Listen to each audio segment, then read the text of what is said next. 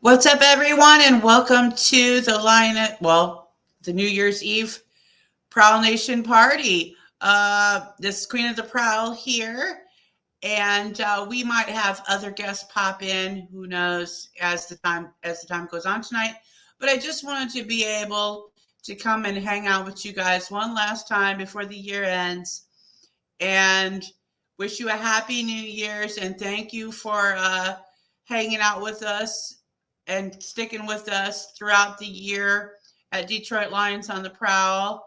Uh, hey, Camping in the Forest, Paul Jaros, Brian Stover, you know, Happy New Year's to y'all. Yeah, this year didn't end well for Michigan because Michigan lost tonight to the TCU Frogs. Yuck, yuck, yuck. But we're going to just hang out tonight for as long as you guys like and talk about whatever you guys want to. I know I'm not going to be able to sleep much tonight because we got that game tomorrow.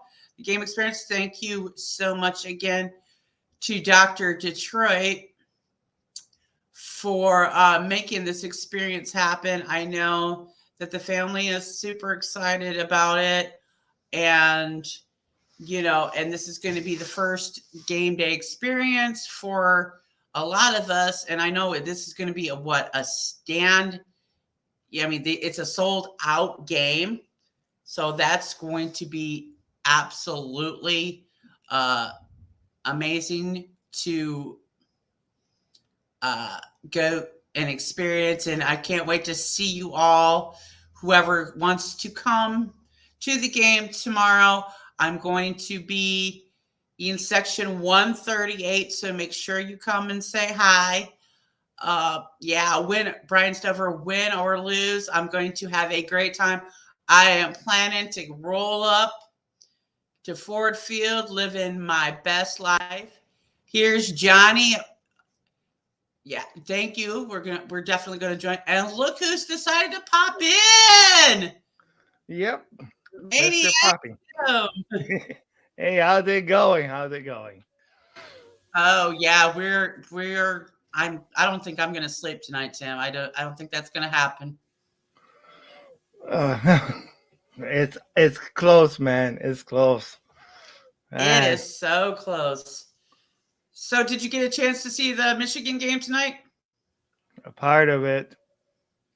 He, I've seen part of it. Oh my god. That's sadly that's one thing that they even over the years they have underperformed in playoff and bowl games. I mean it's ah dang. Oh man. I guess you must have seen some of it too, huh? I watched all of it except for like the first quarter. Mm-hmm. So yeah, because of course, I have this whole Sabbath thing, so I couldn't do anything until after sundown. So I did watch with After Attack. They did really try their hardest, Mm-hmm. man, to catch Right. up and win this game, but it just fell apart there at the end. Oh yeah. Yeah. And then it looked like they were going to look at, they looked at something at the end. I mean, not that that cost them the game in or anything, because I mean they just didn't really perform at the performing. Uh, but it looked. I mean, it did look like it was could have been card targeting, but I cannot blame the loss on that one call that wasn't caught. I mean, it's just they got outplayed at parts of the game. It's just. But I didn't see like the first half because I was actually getting a tire fix earlier. Yeah, Get the car in shape before we yeah, take off, yeah. okay? Yeah. Well, I had things set up and all this other stuff. But okay, the funny thing about it, I had all brand new tires put on last year, um, day before Thanksgiving. Okay, all brand new. Well, then trying to get things checked in again. I had a flat yesterday. Got it took in first thing in the morning today, and because the tire's ruined, but got it back at real late during the night. Good old bell tire. uh, You should have gone and found Smoking Jeremy B. He would have probably done it for you. I'm sure he would have. I'm sure he would. Hey, Nicole is in the house. She's driving back. She just picked up a new puppy tonight. Oh, So, awesome. it depending on how much we hang out tonight. I mean, I'm here for as long as you guys want me to be here. If you guys want to ask questions about anything and everything, we're just here to kind of chill, hang out, because I'm too wired for sound to sleep. So we want to hang out all night till I got to go, whatever it is. Yeah. But Tim, I want Tim to sleep at some point. Oh, definitely, because I'm the one that needs to drive us to Grand Rapids in order to Vincent's house. So yeah, I definitely do need some sleep. Because no, we don't want me driving on no sleep. I don't want nobody driving on any sleep, let alone myself. Oh, I've been there and done that though, actually. Yeah. Let's see. Let's see. How many players didn't play because of the draft? Levi's didn't play for Kentucky. Do you think the Lions will draft him, and what round? I do not honestly think that the Lions will draft Will Levis. No. Hey, Dan Spanos is in the house. Happy New Year to you, bud. We're just gonna kick it tonight, hang out, have a blast, talk about whatever we want to talk about the game tomorrow. Talk about what's next for Detroit Lions on the Prowl. I know this was a rough year for us guys, so I really appreciate you guys sticking with us. This year I was not able to do as much with Lions on the Prowl as I wanted to. Kurt took the wheel for the whole channel, but I'm going to be coming back in strong 2023, and I'll tell you what, Ford Field is not ready for White Mattias showing up with their white diamonds. I'm telling you, I'm about to walk up in there and act a fool. It's going to be... Well, acting a fool, and that is exactly what is when I ask people what brings out the maniac in you. It's really what brings out the fool in you, because basically when you're in any type of sports contact or contest, whether you're a fan, whether you're at home or whatever, you guys will do anything to make that you would never do in regular life. So when I say, well, what brings out the maniac, it isn't always what brings out being mad or anything. It's an experience. It's what makes you go ahead and jump up and down from your seats and exercise a lot more than you do at home, but enjoy it. So it's a maniac experience is what I'm looking for when I say what brings out the maniac in you. Oh yes, and I'm going to have like split personality tomorrow because I've got to sit here being Lions gear and Bears gear, and who do I root for tomorrow? I mean, I'm gonna slip up and be like, yeah, Bears did something, everybody gonna look, what the hell? Well, see, I know, but the funny part about it, here we are going as representatives of Lions on the Prowl, all right? And you have Vince, who is a dedicated Bear fan, and Val, who is inbred as a Bears fan. I mean, that's in your DNA. There's no way you can get out of being a Bears fan because it's who you are. Crazy, right? But still who you are. I mean, but as far as knowing crazy, we got to know crazy because as far as being a Lions fan, you got to be crazy to stick with this team. But you know what? We do because we love our Lions. Mm-hmm. Okay, yeah, go ahead and check me in a straight jacket, whatever you want to do. Because sometimes in order to be a Lions fan, you got to feel like you got to be in a straight jacket. Oh, for real. Yeah. Oh, yeah. It's going to be crazy. So, Lady Lenore is getting a golden retriever, and we got to come up with a name. She says Apollo. Some are saying Rufus or Brutus. We got to come up with a name for this puppy. Rory. How about that? Why don't you name it Rory? We can. You don't want Michael Mike to go ahead and tackle the darn thing, do you? But you know what? That would be kind of great to do because it would kind of bug the heck out of Michael Mike, wouldn't it? Well, we don't know. Rory? Is the dog a girl or a boy? So with the name like Apollo, it sounds like it's a boy. And we're not naming it Brian. No, we're not naming it Brian. No. Come on. Brian? Nah. We can name it Timmy. No. No. Maniac!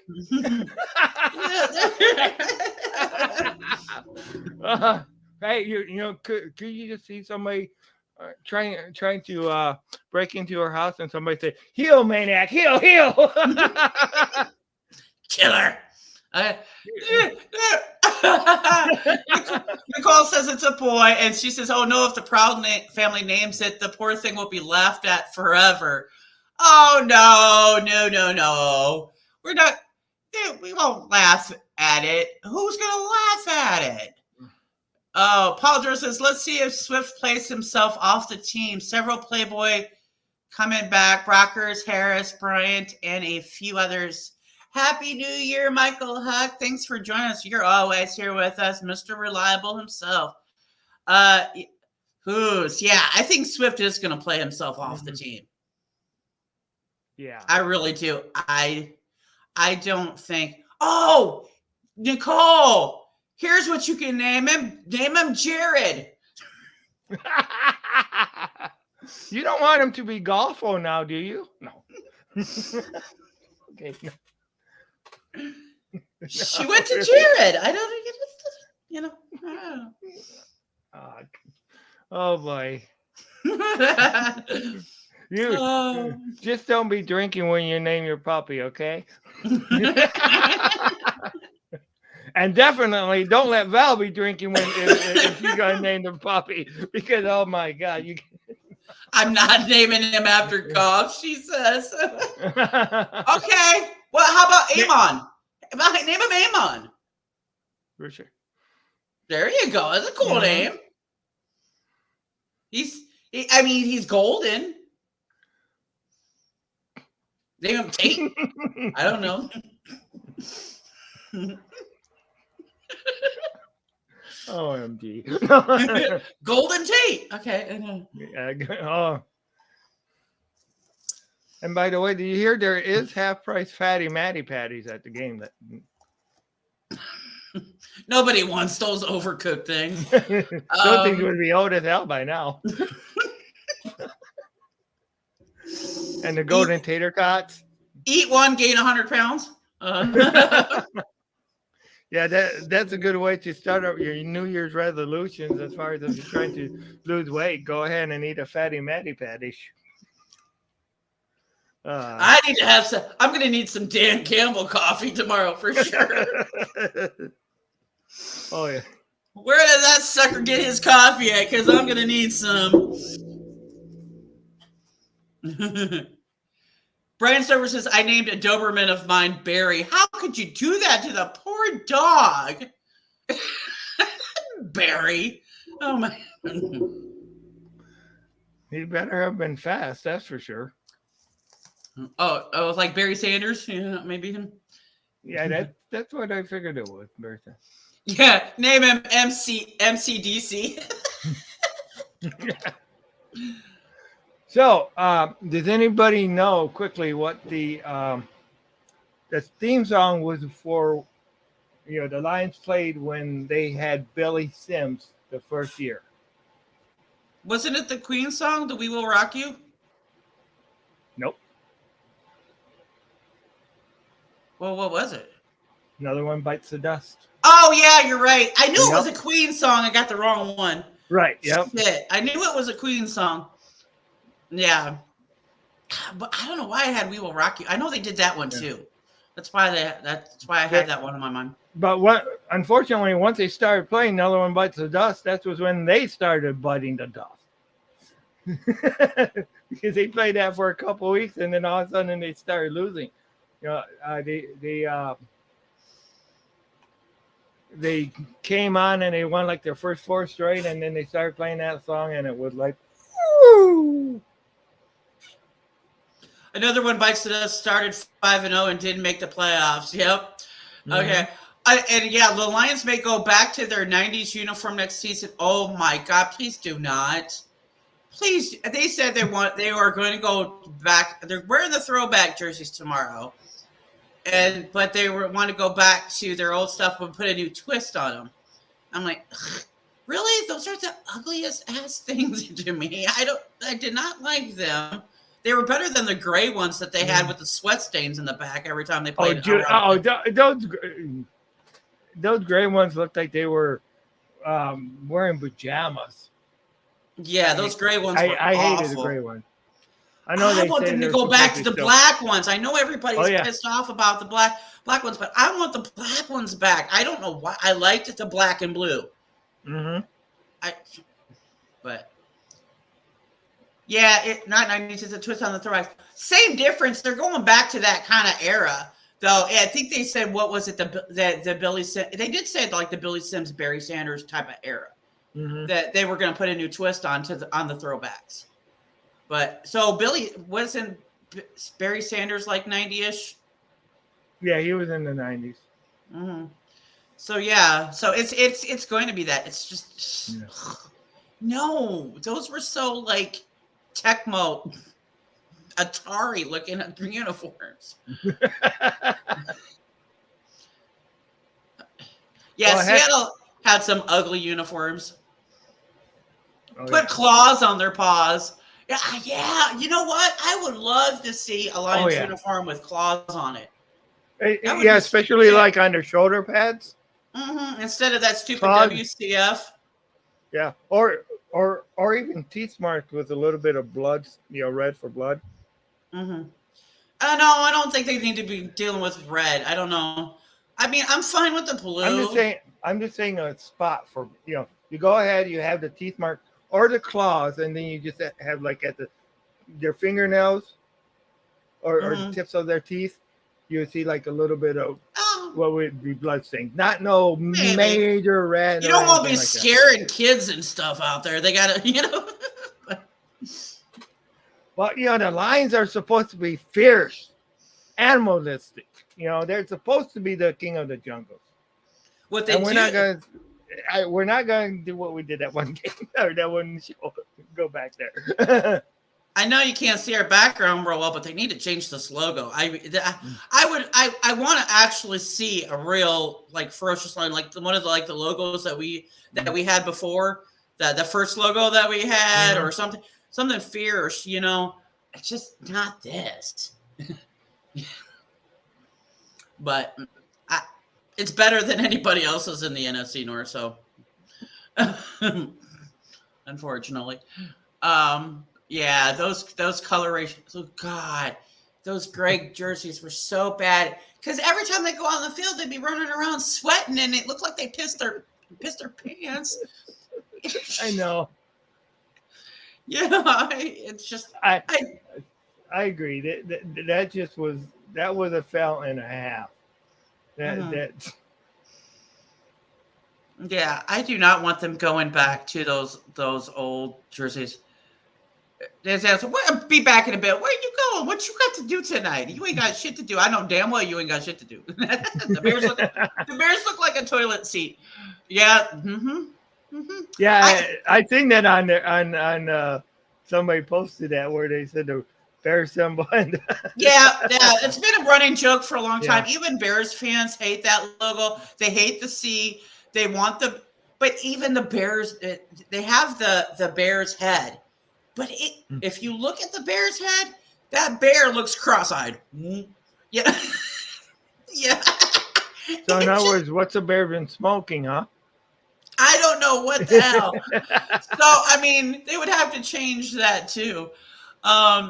because it isn't their only logo, Brian. They have actually two. They just use the C more than they do the other one. And I don't know if they save money by using the C rather than using the print, because I know it would cost us a lot more to use that, because that's what we Jim ran into a long time ago with the first logo, is it was so expensive to print that onto anything. Yep, and that's why we changed it. And it wouldn't center up on a T-shirt. No, because we tried that, and we even called the T-shirt company, and they said, well, it was the way our logo was. It was off. But yeah, we couldn't get. Yeah, so that's why we don't have that. Yeah. Hey, look who is in the chat. Mike Kimber. I keep wanting to say the other thing, but we're supposed to be getting away. You never see when people change their names like I know you weren't going with your original name, but when you change it like that, I can't do it. I can't do it. I only can call you by what I do you. Okay. How's it going, Michael Mike? Or Mike Kimmer or whatever that. No. Yeah, see, you did it even. Y'all confusing the daylights out of us.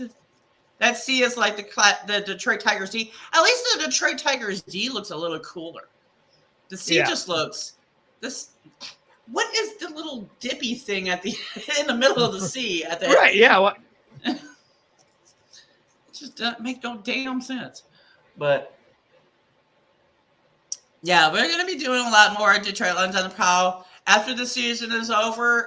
There are plans in the works. We're going to be introducing a whole new show. But I can't reveal the details of it yet because we don't have everything worked out quite yet. But you guys are really gonna love this idea. We have something really cool planned.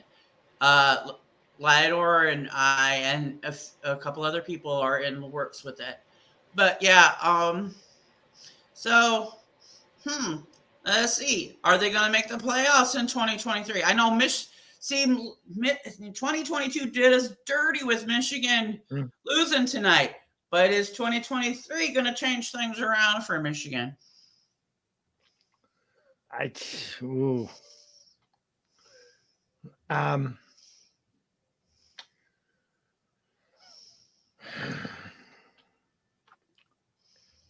Yes, we'll say yes. I really hope so. I think that Dan Campbell, Brad Holmes, and everything is on the right path. It's just going to take a bit of a time. I know, I hope we're past this. We need a quarterback situation so bad. Because I don't think that's where the Lions are going to go. Right. If you had your choice, I don't know. We've been kind of avoiding draft talk because I really don't want to. But so what would you like to see Detroit pick up for the first pick of the draft? I'll tell you, I want to see, but see, I got to look at who I would want to. But I want to see if it's just a position. A stronger pass rusher, because I think that we need that. We even need more help than what we got. We need somebody that's going to get on like an Aaron Donald type of rusher that's going to just go ahead and really put pressure and sack that quarterback a lot quicker. I think Hutch will be able to do that, but Hutch is going to need the help around him to get off that double team situation. Right. I think that would free him up a lot better to do that. Mm-hmm. There's a few things that I want to see happen in the offseason. I want to see Okudah go to safety. I want to see if he go back to cornerback, because that was a mistake from day one. Everybody, and now everybody's agreeing with me, and I was wrong when I said it. But no. That situation's got to get reversed. I don't know if it would be the first pick. of the draft, but I definitely want linebackers picked up. Oh yeah, we definitely need linebackers. That's for sure. We're going to need to deal with running back because Swift is shit. Yeah, and when he's good, he's hurt. He's hurt most. And then and it isn't condition. Sorry for interrupting, but isn't conditioning because when he came into camp this year, he was in the best shape of his life. So I mean, there's something wrong with it. I mean, of course, this is a contact concussion sport. So but it's not for the lack of trying and conditioning, but he's either hurt too much or then when he comes back from being hurt, he doesn't play as well as he should. Yeah, I think Swift's days are numbered. I think Awarie's days are numbered. I think Swift, Awarie, Akuda, I believe his days are numbered as well. I called him a bust from the very beginning. He's just too slow. And I think he's too slow for safety. I really, I'd like to, I understand giving these guys a shot and stuff, but I think he's too slow for that position even. I got to agree. I mean, I left everything open for him this year, and I was hoping that, he would really show people they were wrong, but he hasn't. He had a couple real good games, but he hasn't been the dominant corner that we needed. And Brian Stover says, anybody to help the defensive backfield? And Mike says, Mike Kimmer, John Carter would be glorious, but he won't be available at 7. I wouldn't call him glorious. I don't know. I'm not a fan, but yeah, it is what it is. I haven't even gotten into my full blast pick. I won't do that until combine because it makes no sense to do it. Do you think Thomas will trade up? No, I think Thomas will trade down. Well, in the past, you have seen him trade up. So it really depends on the player, on who's out there that he wants and he feels, is going to make, the impact. If he can get that player that he really wants, he by trading down, then he will get it. But I think in some ways he needs to learn by getting more players that are better players, that are the quality players, and fill these positions because there's so many holes. And of course, if we get rid of some of these people we're talking about, we're also causing more holes where you got to replace them too. So, so you're in order to get better, you got to get better get more than what you give up, as far as what I'm saying. That's what I'm trying to say. You got to get your quality a lot better, and and just because I know that's one thing that Jim would always complain about the Lions way back when. He would say, they'll go ahead and sign this guy, but then they'll let that guy. So they never got better as a team because they added a piece, but they never filled the part that they got rid of. Yeah, it's hard to tell what Brad Holmes is going to do. I know that he's been collecting draft picks like Pokemon cards more, but it would make more sense for him to trade down, grab a whole bunch more picks that way, and just grab everything you can possibly grab to fill all the spots with running back, cornerback, safety, defensive backs. The D line, maybe replace Vaitai on the O line. Can't talk tonight. We're the shit. But there's so much to do, and I think that it would just. I don't know. It's always the one pick this year that just I still can't get over is this bench warmer wide receiver. I want to. I don't think he's a fit with Goff. I don't know understand why that pick was made because I don't understand what the obsession is with them trying to make Goff a deep passer because that's not his skill set. He can do it if in the right situation, but I just don't see that as I think that that Dan Campbell and Brad Holmes are playing too much and experimenting, and they should just stick with what they know that works and experiment in the spots that they're weak in. Yeah. It makes no sense to me to keep playing around with doing stuff and messing up your strengths and with your play calling. Even they got away from the run game and wanted to do more passing, and it has worked well. I mean, the stats, they were able to win but they were able to win really because more of the guys were healthy. Right. And at the start. Yeah, because excuse me, because we are losing guys right and left at first at the start, and but I don't know. There's where you go. Where does he really know how to build a team like we thought he did? I think he And does. I think he's very smart in scouting. That's his skill set. Um, so I have faith in Holmes in doing the right thing. It's just some of those decisions make me go, oh, why? yeah. um, And in another statement, you got to also look at too, where quantity. When does quality trump quantity?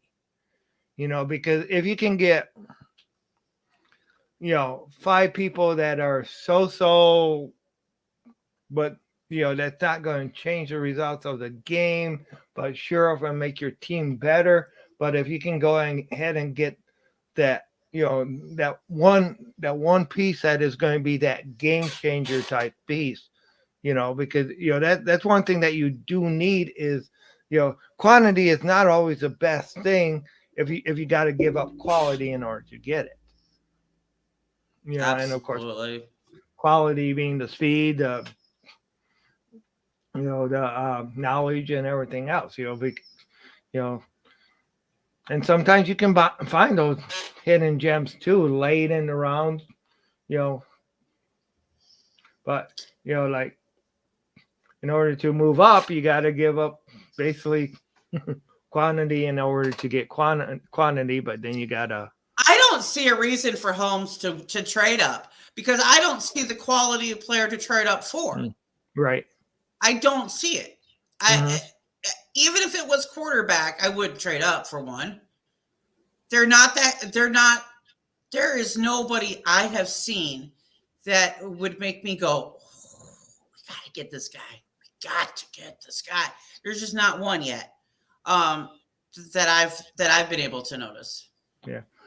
But in the same token, and in some ways, I'm going to play devil's advocate because even though I'm satisfied to a point in what Goff has did, but good teams are always looking to build for the future, also. So in some ways, I can see we got to have somebody that's also going to be okay. What if Goff gets hurt? You need a quarterback that can go ahead and get us through that point. That when he's injured, I mean, we've been damn lucky. If you look at all the quarterbacks that have been knocked out of the games this year, and on other teams, I mean, heck, David Blau is going to be starting because of being quarterbacks being knocked out. So you just you also got to be having that person that you're going to train, and even if we get rid of Goff after next year, I mean, if we're that much better next year, then we also got to look at, okay, our draft picks are going to be much higher or much lower next year later in the draft. So if Goff is gone after next season, then how are we going to get somebody to replace him? Mm-hmm. So I mean, I can see the point for a backup. I can see the point for a backup quarterback, but I don't see it as a number one choice right. for you as your first draft pick. I don't see it as your very first choice in the draft. Mm-hmm. I just don't see it. I know. I know Holmes won't draft a line. I think he will draft linebackers. He just won't draft them high. He doesn't believe in the value of that and whatever. And I think I said Awarrior earlier, and I meant Anzurike. I said Awarrior, but I meant Anzurike. Tribe says, Queen, I can't take this anymore. Harbaugh's got to go. Man, you know what? I would have loved to have, been able to be behind Jim Harbaugh, but man, this game, he did not just, whatever, just did not do well with this game. Did the Bears get Adams? If you're talking about Devontae Adams, no, not that I'm aware of, and I don't see the Bears have any plans to do so.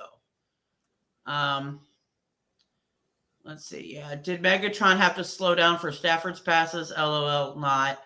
Yeah. Okay. Now look, as Goff has the deep pass arm, he was able to do that in LA. A lot of people want to say a noodle arm, but he has not been able to gel with any wide receivers to be able to do that with this team. I mean, Shark is pretty much the only guy really right now that's somewhat of a deep pass guy, wide receiver. Yeah. And maybe once he gets the camaraderie built with Williams, it might work out.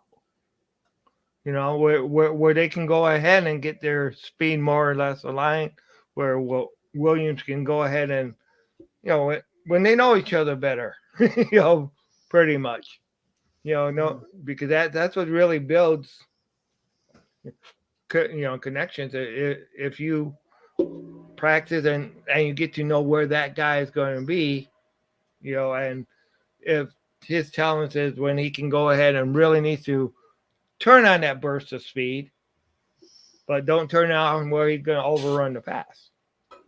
Yeah. I think they should just stick to Jared Goff being an intermediate guy. He doesn't have to be. You do not have to have the flashy quarterback to win a Super Bowl. There's been plenty of teams that have been there, done that, and it's all cool. Happy New Year, Tornado. She says Lions will win. Happy New Year and welcome to the Prowl Nation family, Mr. 86. He says CJ Stroud, or Alabama's quarterback. CJ Stroud, no.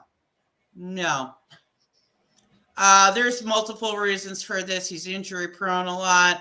I don't see him as I did my game review on him and game tape review, and I'm not thrilled. I'm not thrilled with CJ Stroud whatsoever. If anybody that I would probably go that route with, he would have a long learning curve, but that would be okay under Goff, sticking with Goff another year. But he's got the intelligence, he's got the skill set for it. He just needs to learn the NFL offense for it. Is that Hendon Hooker? And I know a lot of Lions fans don't like him because of his age. He says he's too old. Now he's 25 or something like that. But most quarterbacks don't get into their prime until their 30s. So what difference does that make? You see what I'm saying? Mm-hmm. I don't see where age for him is a factor for that. I really don't.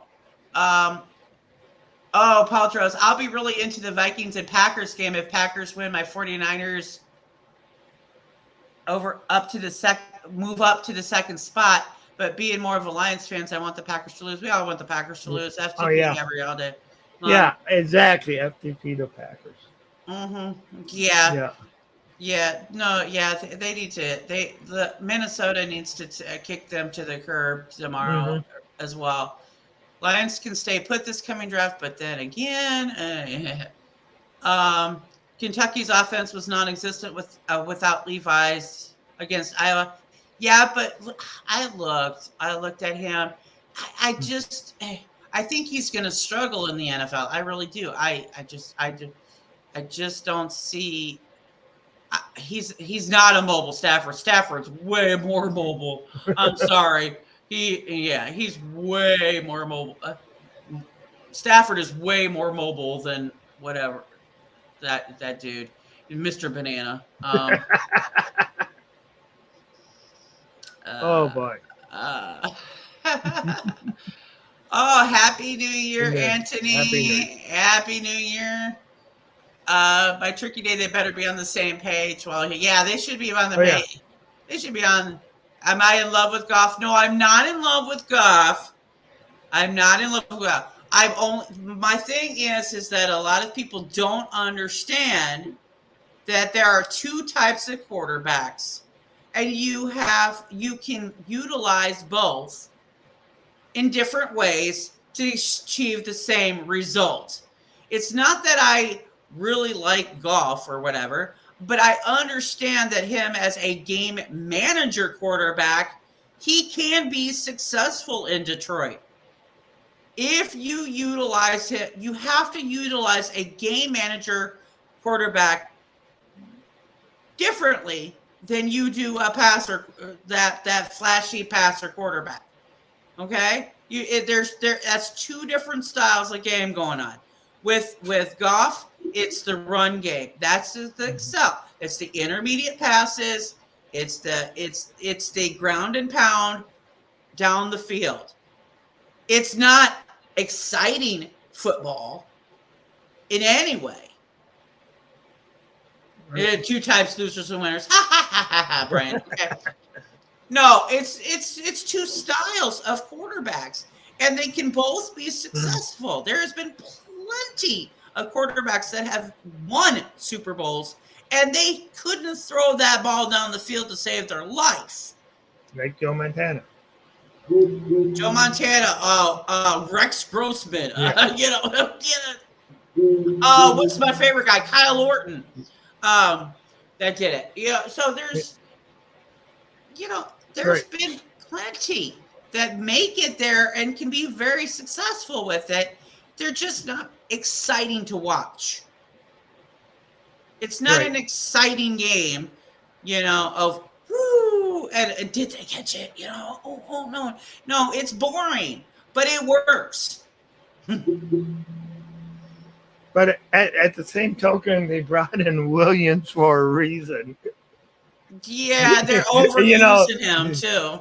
I right. love Jamal. I mean, I love Jamal to death, man. And I didn't want to like him because he came from the Packers, but damn, he's just got the best personality you could ask for. But actually, that was Jamison Williams that I was talking about. Oh, Jameson Williams. They brought him in. See, y'all just bringing up another Williams up in here. Yeah, pissing me off. For to be that deep threat, so that we could see the bad part about not having a quarterback that can give that deep threat is that it makes it easier for the defense because they don't need to guard against that deep threat. Yeah. So it does take an element of what we can go ahead and use for winning games and victories. But you don't necessarily need to have Goff to be doing that. You could have a backup in there that that look at what the Bears did like a year or two ago with what they did. See, I would like the Lions to kind of implement that scheme. I think it would really work well in Detroit, where you have Goff that comes out and you mix and match. You have a mobile quarterback as a backup, and you kind of bring one out, but then bring another out, switch it up, and throughout the game, and throw off the other team's defense quite a bit. If you can get that down, it's very effective. You need the guy to consistently win. You can get you can get Goff to consistently win. You got there was a lot of problems this year. Look, when you had $37 million worth of guys sitting on the bench injured, for the first half of your season, this is not Goff's fault. Oh, no, it's not. Okay? You know, you can't ask a quarterback to do something when you've got $37 million worth of guys sitting on the bench. And when the main person they drafted for him, who they did say at first said he would be ready at the start. They said Jameson Williams will be ready, should be all healed up by start of the season. Then they go ahead and keep pushing that date back and back and back. He was supposed to be ready by the Dallas game and all this other stuff. So yeah, he's playing now, but he's playing limited now. So there's a weapon that Goff didn't have the whole year or even half the season. Yeah, and I agree. Like Stafford to Megatron put fear in defenses. Mm-hmm. Yes, it did, and that's a different style of play. That's your more exciting play. That's something that you don't really. It's kind of really hard to develop in the NFL. They had especially unique. Were able to gel together really well, and it's kind of hard to do. Okay. But I'm not saying you have to have that. You don't have to have that. You can still do it. It's boring. It really is. When you have a game manager quarterback, oh my gosh, is it one of the most boring things to watch? But it is extremely effective. You don't have to put the fear of God in the defenses. You just ground and pound and beat the shit out of them. Okay, well, what about I mean, there's been talk about Goff being the bridge quarterback. All right. Now, do you think that Holmes and is actually using Goff as like the bridge quarterback, but trying to build another team? And then when you finally get to this point that you have, the team like where, let's say, the Rams were when they went ahead and they brought in Stafford, will the Lions be able to, when they get to that point that their team is good enough and they need that one player that's going to bring you over the top to get you that Super Bowl ring? Is Goff just kind of managing us till that time? Or will they bring in like a Deshaun Watson or something like that when they feel the team is ready for that? One of the biggest problems that many fans are overlooking is they're paying too much attention at the quarterback position. Okay, with Goff. Yet you have Goff running a top 10 offense, but you have a defense that is struggling to make the ranks. Okay? And the defensive side of the ball is extremely important in helping the offense actually win the game. So if your defense is playing like shit, you got to have your quarterback do 10 times more, and it hurts them. You got to get this defense fixed first. That's a more important priority than picking a backup quarterback right now, in my opinion. Building it, yeah. And that was kind of like the question that I asked, was that we're not ready for that guy that will actually be that home run hitter that's going to take you into that, we need to get that defense up. We need to get it strong, because everybody knows defense wins championships, but you also got to score in order to win too. So you need that. You need to be good at both sides, of the ball, and actually all three phases. If you got your special teams working great, you got your your offense and your defense working great. I mean, one of the things that Jim said that he always wanted to see, at least if he wanted the Lions to win the Super Bowl, he said, give you at least a top 10 defense and a top 10 running game, or Mm-hmm. or top 5. You could either interchange those things, but you had to have both to get it done. You had to have that running game that was within the top 5 or 10, and also the defense top 5 or 10, and then you could really excel past, Exactly. become a winning franchise. Well, like, okay, Mr. 86 says you don't have to have a Porsche either, but I'd want one. Of course, we all want one, but you have to take a look at this team in the position of a general manager. Okay, in order to be able to get the quarterback you're talking about, you're going to have to pay this dude for some pretty good change. Okay, you're going to have to give up some coin. They're not in a financial position for that. And you're trying to build a long-term game plan. This is not a game plan that many fans are used to. This is a 6-year deal. Okay, most of builds are 2 to 3 years, and and it's a lot of turnover and all of this other stuff going on. And that's what the Lions are taking it, or pulling on the brakes and going, no, we're not going to play this game, that game no more, because it's not working for us. We've got to go longer term, which means longer term. They've got to get out of cap hell. They got to get their budget straight. While they're building this team. So it doesn't make sense to give up coin for some superstar right now, because how many times have the Lions got themselves their bright shiny object and it blew up in their face? That is not what you want anymore. That is not the game plan.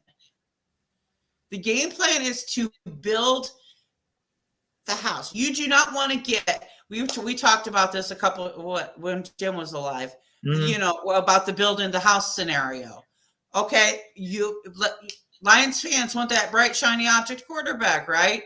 Is the equivalent of you trying to build a house and you put your luxury TV out in the middle of the field without putting your walls and foundation and your roof. Right. What is the point of having your big screen TV and all your goodies out there for everybody to rob? You have to build up your house, build your defenses, build your fort, build everything, and then you can play with whatever you want to, big shiny superstar. But I think a lot of people also, when they gave up on TJ Hawkinson like they did, a lot of people was, maybe not on Prowl Nation and stuff like that, but at work there was a lot of disappointment because the Lions, they thought, well, you had to keep your core players that you're drafting, and then it ended up being another position you had to fill, and I mean, I know at first when the way I felt when TJ Hawkinson was traded, I thought we were going to go on a losing streak. Thank God I was wrong. I thought that I thought we would lose to the Packers that first game, and stuff like that. I didn't expect the other sides of the team to go ahead and play like they did. Mm-hmm. But the point is that I'm saying is that people are saying when you get that foundation and when it's time to pay them, the Lions just seem to go ahead and try to get rid of them before they got to pay them. And that was what some of my friends were saying outside of, like at work and stuff, was they were really shocked that they got rid of TJ Hawkinson at that time when he was. But to me, if you look at it, TJ was never really that even close to what Gronk was going. He was never that the saving, the one that would go ahead and get you out of the trouble when you need it. Mm-hmm. The Gronk type tight end and stuff. I think that the Lions are eventually going to be able to get the big names, but you got to let them build this thing up first. Right. You know, it just Lions fans are. I know. Y'all haven't won shit since 1957, and you kind of did well in the 90s. You know, I get it. I really, because if those who don't know me, I'm from Chicago. Okay, I've said this before with the Cubs. Look, it took them 108 years and 17 minutes worth of rain. Okay, to win a World Series. Okay, it will happen, but it's just going to. You gotta let this play out. Right. Let this experiment play out. Yeah. Oh, yeah. For those who don't know, for those who are new too, the tomorrow will be a special day for all of Prowl Nation. As one of the founders, Jim, and my late husband Jim, who passed away last year, is going to be having a tribute, thanks to Dr. Detroit, on the Jumbotron tomorrow. So I had shared the other day a video of Jim talking about his fan experience and Lions fandom and all of that stuff. So if you haven't had a chance to check it out, check out that video. It was just from a couple of days ago. So browse our channel. If you like our content, subscribe, hit the notification bell. We're going to be spamming y'all with a lot of pics and videos over the next few days. So Burns said, I love that video of Jim. Jim's football background was exactly like mine. Started with Monty Clark and quarterbacks Danielson and Hipple being way better. Yeah. Are we going to see the tribute? I don't know if the Lions will show it, but we will take videos and pictures. So I won't have Wi-Fi at the game with my phones because I'm bringing more than one. But I don't have them. They're not active phones. They're not activated. They're just, I'm basically using them as camera and paperweights and play games. But Tim will. So we might go live depending on how things play out tomorrow. And we will take the videos and we will share all of that content across social media over the next day or two, starting tomorrow. So make sure you're following Tim, follow this channel so that we will try to keep you guys updated as much as possible. Probably Tim will upload some pics too. So he'll be able to do that. Yeah, we were talking about the new uniforms for 2023 earlier, Azen. I'm not a fan of the idea, but Happy New Year, Giovanni. It's good to see you too. Tim, will you stop banging on your desk? It was. It's that loud, huh?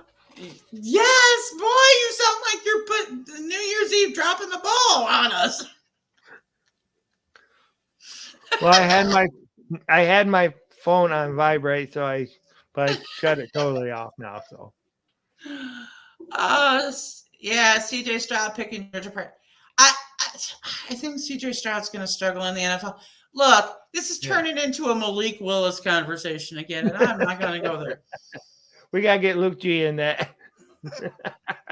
We all know how Luke G like Malik Willis. If you want your Porsche, CJ Stroud ain't it, buddy. Let me tell you, it ain't it. He might be a Honda Civic, but he ain't a Porsche, okay? But there ain't no Porsches in the quarterback draft for this year that I've seen. But that's just me. And there's been, if you look at quarterbacks, it's always, even ones that are the Porsches, in college, they don't always become the Porsches in the NFL. Nope. NFL gameplay is a total different ball game than what you see in college. And a lot of players struggle when they come in the NFL. Mm-hmm. They ain't ready. I mean, even some of the ones that stand out a whole lot better don't do well. It depends Right. on where you get drafted to, and what the schemes are, all of that other stuff. And there's a lot to learn. It is not an easy task to pop Just up into the NFL. Just ask the Cleveland Browns with how many different quarterbacks they have drafted over the years, because they have had so many number one picks, and they Ask the Bears how many quarterbacks they've right. drafted over the last 20 years. I think they've Mhm. drafted more quarterbacks than the NFL's had quarterbacks. But Yeah. can't watch the game because are you having a power outage, Paul? Sorry. Oh I hope man. you get your power. Maniac Tim is tipsy already. No, Tim doesn't drink like that. That's just the way Tim is. Oh gosh. Tim just a maniac. Mhm. Oh yeah, I'm just amazed. Hey, Grandizer, is this where all the lonely people Hey, go on this holiday? Yes, I need to be here too. Hee. Happy New Year's Eve. Oh, It wouldn't be New Year's Eve without you, Grandizer. Yeah, It sure was me. we're all a bunch of lonely people with not a shit thing to do tonight. Not what to. And I'm too wired for sound, and so I don't know if I'm going to sleep all weekend or what's going to happen. But I'll probably sleep in the car. I don't want to sleep in the car because I know the way Tim drives. I'm only driving to Grand Rapids, and Vince is driving from there. Either way, I'm scared. Pray for me, y'all. I don't know if I'm going to make it there alive. Leonor says, I got to stop for gas and walk the dog. I'll be back. Okay, Leonor. Thanks for We're the hanging warning. out. No. Depending on how late we go, she might pop in this, but she said it was a couple-hour drive. So, we serve hard drinks here for men and women who want to get drunk fast. I am not drinking tonight, and Kurt Steele told me to leave my flask at home because you know what happened to the last Bears game. Yeah, I'm definitely not. I mean, no. Especially when I drive. That's one thing. I don't even drink. If I'm going to drive, I don't even drink one drink. I might have a drink at the game tomorrow. I just want to have one drink tomorrow at the game, just to have one. We'll see what happens, but I don't want to do it too much because my ass will fall down the stairs. I'll go viral. Oh man, I have had this in my head like for 2 weeks that my ass is going to go viral for some reason at this game in some bad way. Please, everybody, pray for us. I cannot help it. Because you got to understand when Jim and I would go to other games, because this is the first NFL game. Okay, we went to hockey games and everything else. We would purposely sit with the opposing team and just talk our shit. Okay. I'm about to get booted out of this arena. I'm going to get blacklisted. No, but before any Lions fans want to start a fight with me, and believe me, I'm really nice and sweet. I'm not out here to start a fight with you. I guarantee it. Okay, I love y'all. I love my Prowl Nation family. I love y'all. I got no beef with none of you. I just can't help what comes out of my mouth. Okay. And that's when she's sober. This is when she's sober. You guys have seen it. Yeah, No, they saw it. They saw it. Oh yeah. That shit. They had fun with it the entire week when I passed out on the at the last game.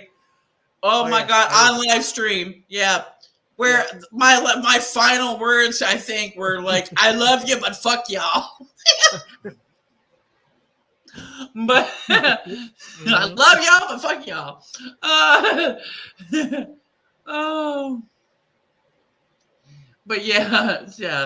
Pray for us, because look, where's that shit at? I lost it. No, you need to find it. Where's I'm bringing my white diamonds tomorrow. I know it's up here. I just don't know where it took off to. Oh, here it is. it slipped behind something. I'm bringing my white diamonds, man. Yep. And I'm bringing my. Roar! Oh God, he's gonna kill my ears tomorrow, y'all. He's gonna kill my ears. Yeah, but yeah, The beast. Tim's gonna be all by himself as a Lions fan tomorrow, though, because Vince and I are both Bears fans, so we're gonna be ganging up on Tim. Hey. But there'll be a lot of Lions fans around me. Some I know and some I don't know. Oh, I know.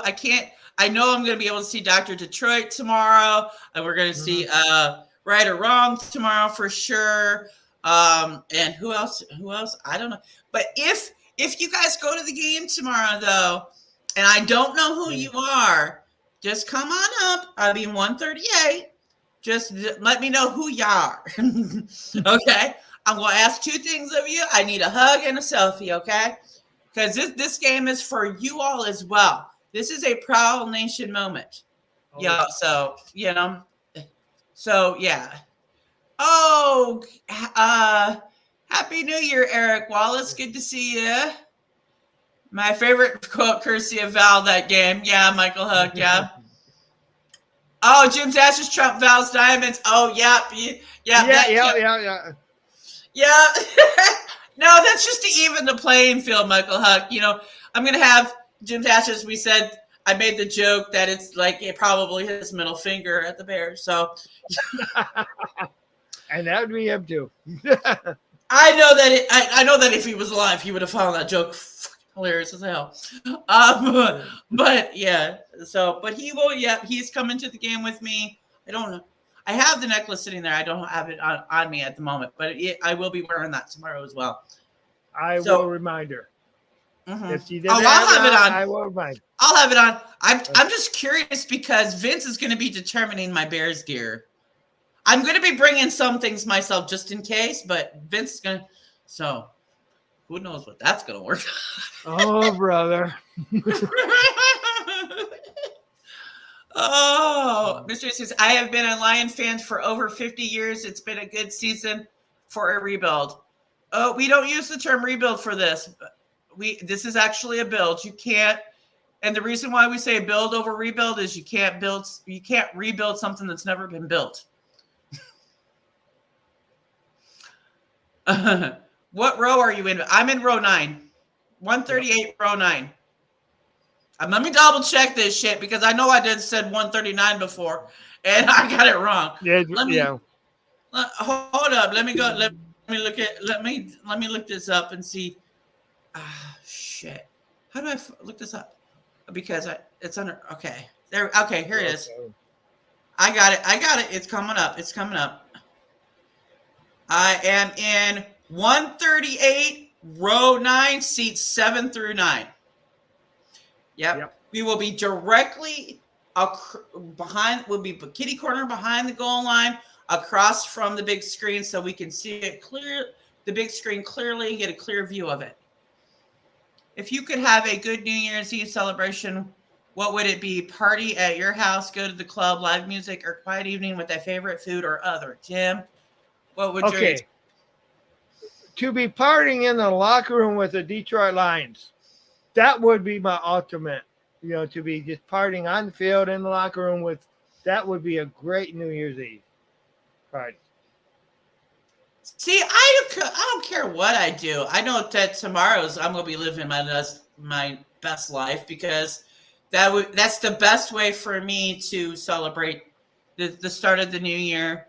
It was something that we kind of look for because if you don't know the story, I don't know if some of you are new in here, so you don't know the background story behind all of this, so I'm going to go through it real quick. Jim and I have been together. We were together since 2000. Okay. Him as a diehard Lions fan, he and Tim started this channel together. But I was a Bears fan. We treated rivalry games, did we not, Tim, like Super Bowls? Oh yeah, it's a huge deal. We're getting food, we're getting drinks, we're doing all the stuff. Well, I think Jim's been to an NFL game before. Yeah, he has. Yeah. But Vince You is were there not. for No, Vince Yeah. is not. So I've never been to an NFL game. I've never been to Soldier Field, living in Chicago, none of that shit. Okay? I'm poor. I can't afford tickets, okay? This is not how this works. But so we were supposed to go to our very first NFL game together as a rivalry game last year, the day after Thanksgiving, and he passed away that morning. So that is why tomorrow is extremely special because he will be coming with me to this game. You know, not in the way that we would have liked, but Dr. Detroit has made that happen the best that we can make that happen. Right. Do like I've done, wear a bright orange jacket and you might be seen on TV. I'm gonna be mix and match. So I mean, you can't avoid orange and blue together. Okay. Just look for orange and blue together, okay? Oh boy. I'm gonna bring my Bears like blanket top thing or whatever, see if I can make him. I'm gonna try to make myself obvious. Wait till you experience the wave out. I am. You know what? Let me tell you something. Tim knows I am not an athletic person whatsoever.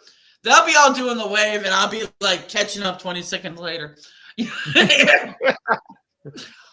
my fat ass ain't doing that shit. My fat ass ain't doing that. You asking me to get up and down and up and down and up? No, that ain't happening. I'd be like, hi.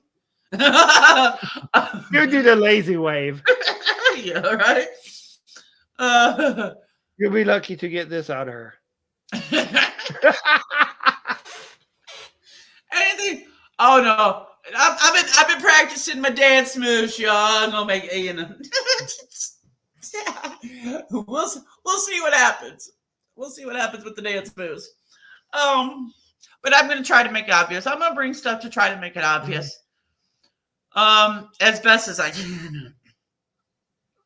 That is, make it obvious without getting us kicked out. Right. Right.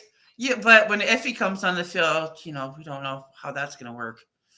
I might get a restraining order out of that one. Now you know why I said that on Detroit Lions on the Prowl about about Iffy? That was because of what Coach Mike was saying about Iffy. That's the reason I was giving you crap about it. Oh yeah. Yeah. Yeah. Not everybody wanted to blame Iffy for that, and Iffy was the only one that did a damn thing in that game. So, whatever. It is what it is. I don't care. But yeah, I can't believe I got copyrighted by Twitter for that stupid shit. Wow. Yeah. Michael Hugg sent me an Iffy picture. I posted it, and I tagged Iffy, and it went. Twitter's like, this is a copyright violation. I'm like, no, what the fuck? It's not. This is a picture of a fan of the game. What the fuck is wrong with you? Oh, I can tell you one thing that won't happen. You won't catch me doing the streak or nothing on the field. I don't think anybody wants to see that. I don't think. If he has the flu, he won't be there. Oh, what? Aww. If it's gonna magically get better overnight, damn it. I claim it in the name of Jesus. I claim it. Okay. Make sure when they show Jim that it's recorded, people at home won't get to see it. We are going to make sure we got 3 people on this. We got 3 people on this, Giovanni. If I don't catch it, Tim will catch it and Vince will catch it. We got you. We will have it. The game is sold out. I know that the Lions were selling what? Standing room only tickets, yeah. Yeah, they had said that earlier today. The game is sold out. I know that there are fans though that are in the Lions groups that are selling tickets for tomorrow because they can't make it. But I would, Right. I'd be wary of it though, because I think that there's been some complaints that people are like Scamming. trying to jack it up. So yeah, it's going to be a full house tomorrow. I know that there's going to be halftime entertainment too. Mm-hmm. There's somebody that's going to be singing too, because I seen that on Twitter earlier today. But so yeah, we will capture everything. Everything will be captured. If we got 3 people on this, actually no, we have, because the girls are there too, and the girls are gonna have their phones too. Right. So they will be capturing that stuff too. And the girls are Lions fans, so see, like it's. I don't know if Aaron is so much. I know Faith is, but not Right. Aaron. Aaron. I don't know. I don't know where she stands in football fandom anymore. Mm-hmm. I used to know, but I don't anymore. I know that Faith also liked the Dolphins at one point, and Aaron was into the Steelers for a while, a long time ago. But I don't know where But they're not the Bears fans, is what I'm saying. They'll be no. They'll be for the Lions, at least for that game. Oh yeah, they'll be there. They'll be the Lions for that game for sure. So yeah, it will be fun. It will be fun. Yeah. So we are planning to do. So Tim will be uploading stuff probably during the game. I won't be able to. So anything for me won't happen until after the game is over, and it probably won't even then. Like, because it won't be happening. It's probably I won't be able to get a chance to until Lioness Slayer is over, because we're going to be having a live game recap at 9 tomorrow night. I have said it is 9. It's going to guys, just be patient. If it doesn't start on time, it will start soon, okay? Because it all depends on what time we get her home.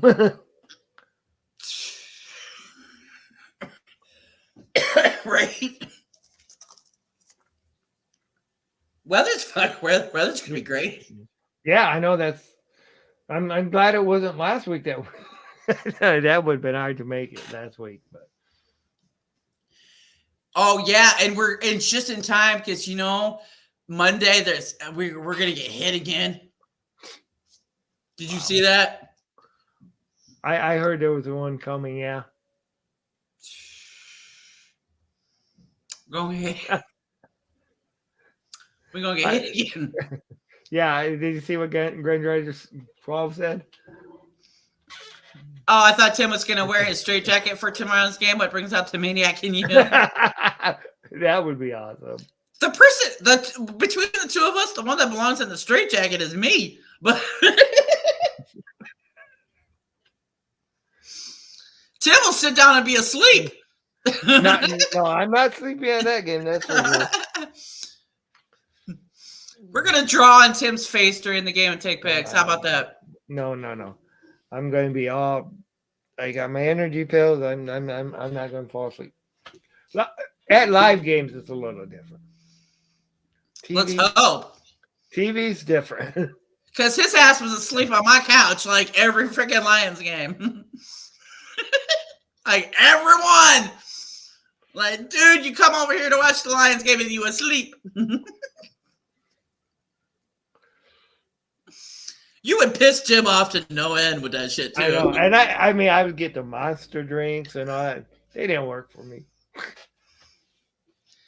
If the Lions make the playoffs, is Tim going to sing Gridiron Heroes on Free for All Friday?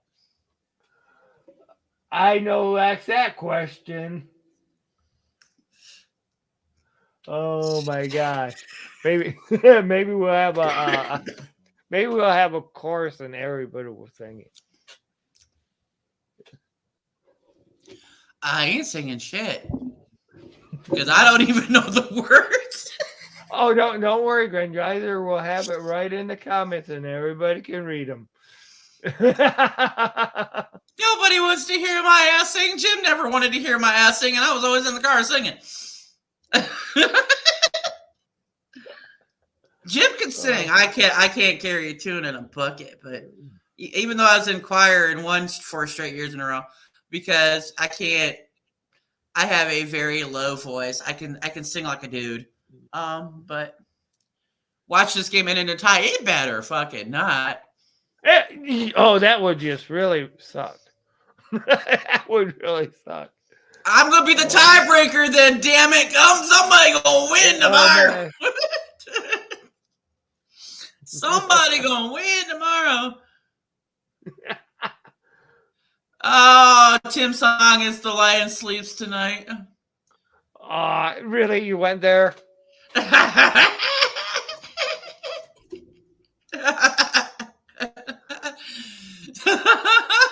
Oh, I know. That's the perfect song for you, Tim. It's really. Yeah.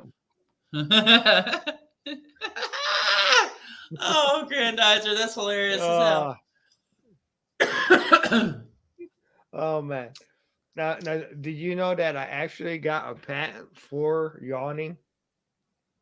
You got a what for yawning? Patent for yawning, and I own the copyright to it. You got a patent for yawning? Yeah, and I own the copyright to it. That's my retirement plan. You do not. That's a damn lie. Yeah, I do. I call cap. I need evidence for that didn't happen. If that's cap. Okay. You may be an expert at it, but all aboard the Sleepy Time. Yeah, the sponsor for his podcast is going to be Sleepy Time Tea. Oh my God! Don't squeeze the Charmin. No.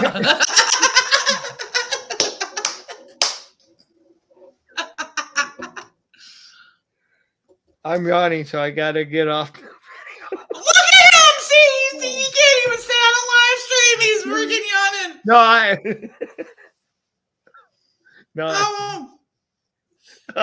Oh shoot! Damn, Tim. No, I'm just joking. Only a joke. Relax. Yeah. Pretty soon, Tim will be like. No. I don't think I ever fell asleep streaming yet. Although I came very close. I did. I know you did.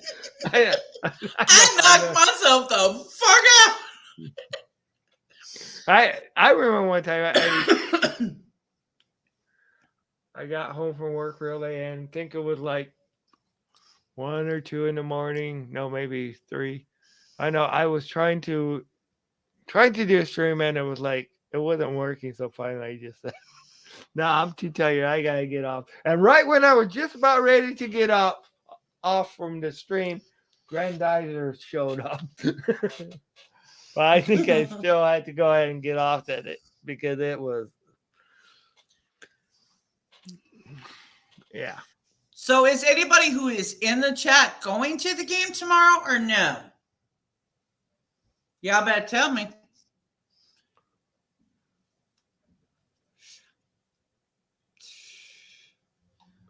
The Lions don't hibernate. The Bears do, but I'm not going to be a Bears fan just because I should hibernate. Man, I don't need to be doing shit at this game, stupid, because it'll actually be bear down for real, because I'll be down. Okay. Independent Aquaman is back. Kurt's favorite person. Independent Aquaman. Nope, he's in Canada. Oh wait, I'm sorry. Tim fell asleep during the feed. Not like that's ever happened before. It's happened. Yeah.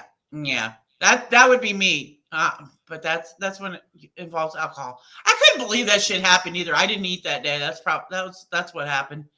Because I don't do that shit. I can hold my liquor. I was like, how the hell did this happen? But it knocked me the hell out. Okay. I'd have to leave now if I was going to make it. Come on, Michael, you can do it. Come on, yeah, you can do it. You can do it, Michael. Just take us in the car with you. Come on. You can do it. You can do it. You can do it. Yeah. Tim's either now I'm trying to be him. Grindrace is trying to hypnotize me. Oh, you're getting very sleepy. Wait, I don't have anything to swing. I don't have shit to swing. What the fuck? Okay, here's my remote control. You're getting very sleepy. No. You two are making me laugh. Thanks for the party. Look, Tornado. It is what it is. This is exactly who I am in real life. So Tim knows. Mm-hmm. Tim has had to deal with my annoying ass over and over again. But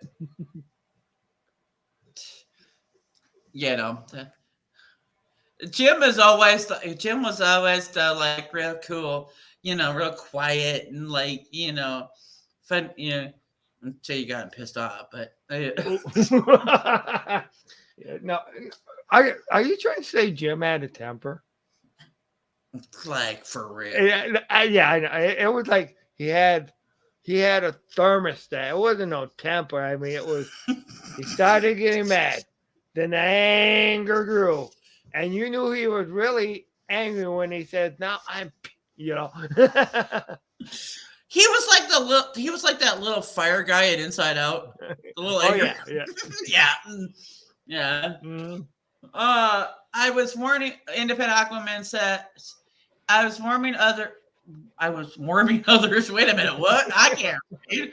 Okay, I was warning others before the Jets game that only game I was concerned about was the Panthers because they're so underrated and coaches might be arrogant, which, well, Glenn was. Yeah, that game should not have been lost at all. Is there a tailgate party that you'll both go to prior to the game or just go straight to the game? By the time we get there, we'll probably have to go straight to the game. Right. Because we're leaving at the butt cracking on. Well, butt cracking on for me anyway. 7 a.m. in the morning. Yeah. It's going to take, 3 or 4 hours to get there, but we'll probably pit stop along the way anyway, and plus we got to eat. So we will get there right before the game starts. So I would love to see some tailgate parties, but I don't think we're going to make it because we still got to pick up Vince too. Right. I don't see us making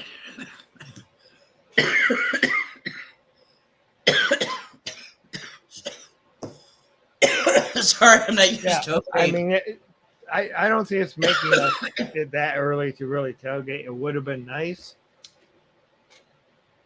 Been real nice. Are you gonna show the tribute on one of your shows? No, it's gonna end up being a separate video. I'm just going to upload the video directly. I might do some special editing to it or something. Maybe you know what I'm saying, to kind of spice it up. But it'll be its own video. It won't be on one of the shows. Yeah, 3 to 4 hours. Well, how far? Detroit is like 3 hours away, isn't it? 3 or 4 hours. Yeah. Mm-hmm. Yeah. Yeah, it. We're like in West Michigan, and Detroit's in the south of the state. So yeah, it's like we're on the other side. Michigan. Yep. Yeah, we're like in the middle of the state, like West Michigan and by the lake, and Detroit's on the other side, like south.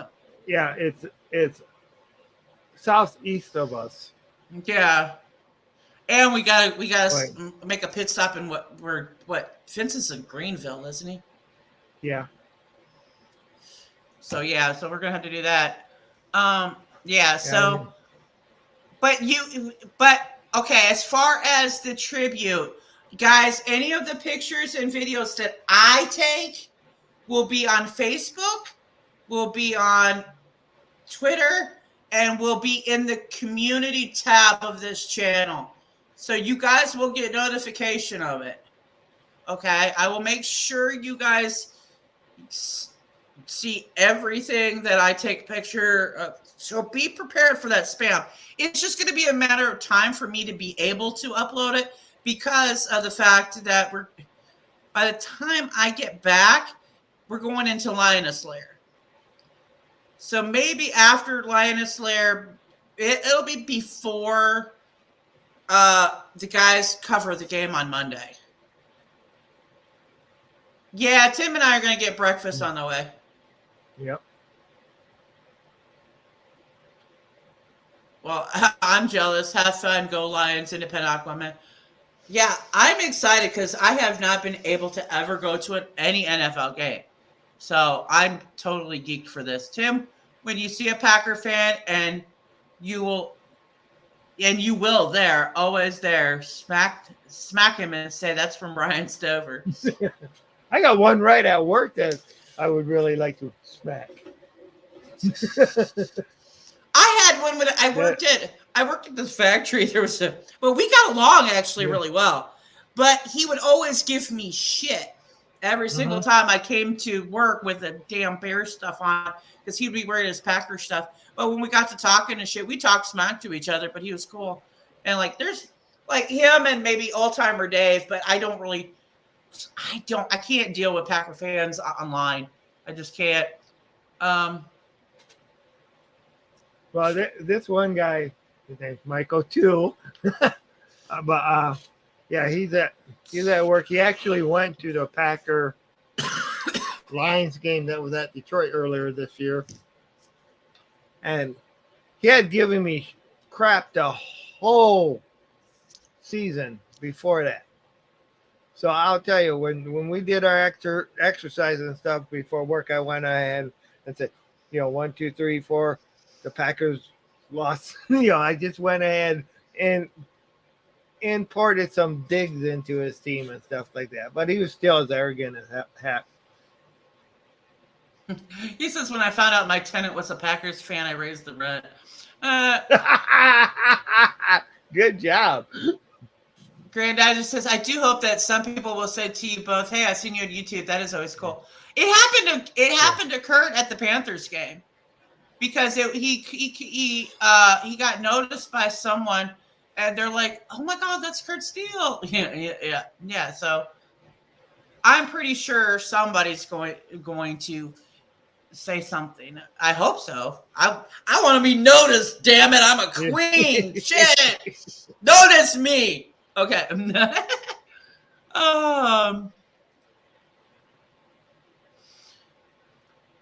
Yeah. Mr. 86, I know you're kind of new here, but we're typing in all caps all the time. YouTube will probably catch you sooner or later. It does kick people out moderating, and we try to treat each other cool and be cool. So please don't spam people with the Stroud comments, because we've already brought that up. So right. I know I appreciate your passion. But, let's have more than one topic of conversation, please. But yeah. So, what else? What else should we bring up? Shit. Okay. Yeah, tomorrow is going to be great. I mean, it is a perfect historic occasion for the Prowl Nation family, because everybody loved Jim. Me, I'm a different flavor of tea, of course, but but that's an understatement. No.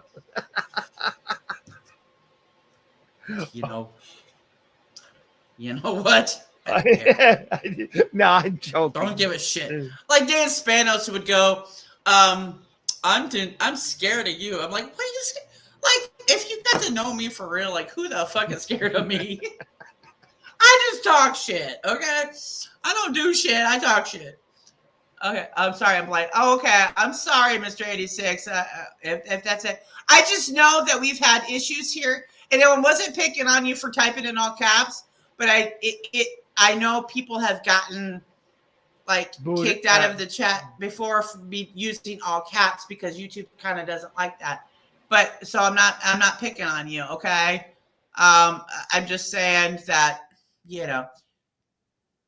I have to bring that stuff up. I'm the one that I own this channel right now. I have to bring it up. I know I'm moderated. If I was actually moderating the chat, I would tell you the same thing. Okay. So, what are the Rams' remaining games? What are the Rams remaining? Who cares? Stafford's out, so nobody gives a shit. Oh yeah, because he got draft pick. Right. I don't think the draft pick makes a damn difference. I don't think this Rams decision makes a damn bit of difference. I don't. I don't. Who do you have outside of Stroud? Who would you have to be the pick to be up high for? Tell me. I don't. Name a guy. I'll listen. Outside of Stroud, I've already heard that. I've heard that discussion. Okay, they're at the Chargers this week, and I'll see what. And then Seahawks. it looks like they're. Yep. Seahawks and Chargers. The Chargers they might have a problem with. Seahawks they not. Yeah, granted, I got to put in time out in Google when I put it on caps and screen. Yeah, there was that issue for a while. I don't know. It seemed to have fixed itself, but that wasn't an issue for a while. But yeah, who do you go up for? Tim, you're ding donging to the damn table again. Well, I looked up the information. That's why. I don't know what kind of desk you got, but I'm going to get you some bubble wrap. Oh yeah, then I could pop it, man. That would really, I could really know you pop. No. Draft according to Tankathon, Detroit Lions current drafting at 18 overall in the first round. I thought they were higher than that. I thought Detroit was higher than that. Why did I think Detroit was higher than that? Also, Lions currently hold the Los Angeles Rams first round pick of the 2023 draft at 7. Yeah, there we go. Yeah. Oh, that's why. Okay. Lions remaining schedule: Chicago and Green Bay. Green Bay's I don't think Green Bay is as scary as y'all think. Y'all beat them last year with Aaron Rodgers playing. But that was also at Ford Field. So, look. Talk to me tomorrow about this. Because if Minnesota knocks out Green Bay, then it's scary. Or it's not scary. But if they don't knock them out, then it might be scary. Because Green Bay might just come around to fuck with Detroit to keep them out of the playoffs as well. But I don't see Green Bay as a threat. Not at the end of the year. Not if they're not in playoff contention, they won't be. Well, of course, last year we had Aaron Rodgers play, and they had already even sold up home field advantage throughout the playoffs, and he still played. You also got to take into the competitiveness of their spirit that is they don't like to lose to the Lions. So they're going they were embarrassed by the Lions last game. So that might make them try harder. Yeah, I could see the Vikings losing to Green Bay though. I really could. Right. And then that could be for them to be in the playoffs too. So if the Vikings lose to Green Bay, and then this ends up being for Green Bay to be, they're just going to play that much harder. And then of course you got to also look at the officiating, the field conditions, everything else comes into play. Well, we know Goff can't play. We know Goff can't play in the cold, but right. And none of the Lions can play in the cold. How the hell? I'm still not buying this argument about the concrete fucking thing. I'm not. Okay, but moving on. Yeah. Okay, so with the Seahawks having the tiebreaker, a Rams win over them could be what puts us in the playoffs. Okay. Yeah. Seahawks having a Rams win over the Seahawks or over a Rams win over the Seahawks. Okay. Yeah, because because the Seahawks do got the tiebreaker. But yeah, we still got to win. Oh, the Rams will beat the Seahawks. I don't see. But the Rams are kind of trash right now too. The Lions don't have an outdoor field. They're in a dome. But they could practice at the practice facility outdoors. They could, and that's what they should do in order Didn't to they get practice when they went down to the Panthers field? But I know Kurt said they wasn't allowed to practice on that field. They weren't?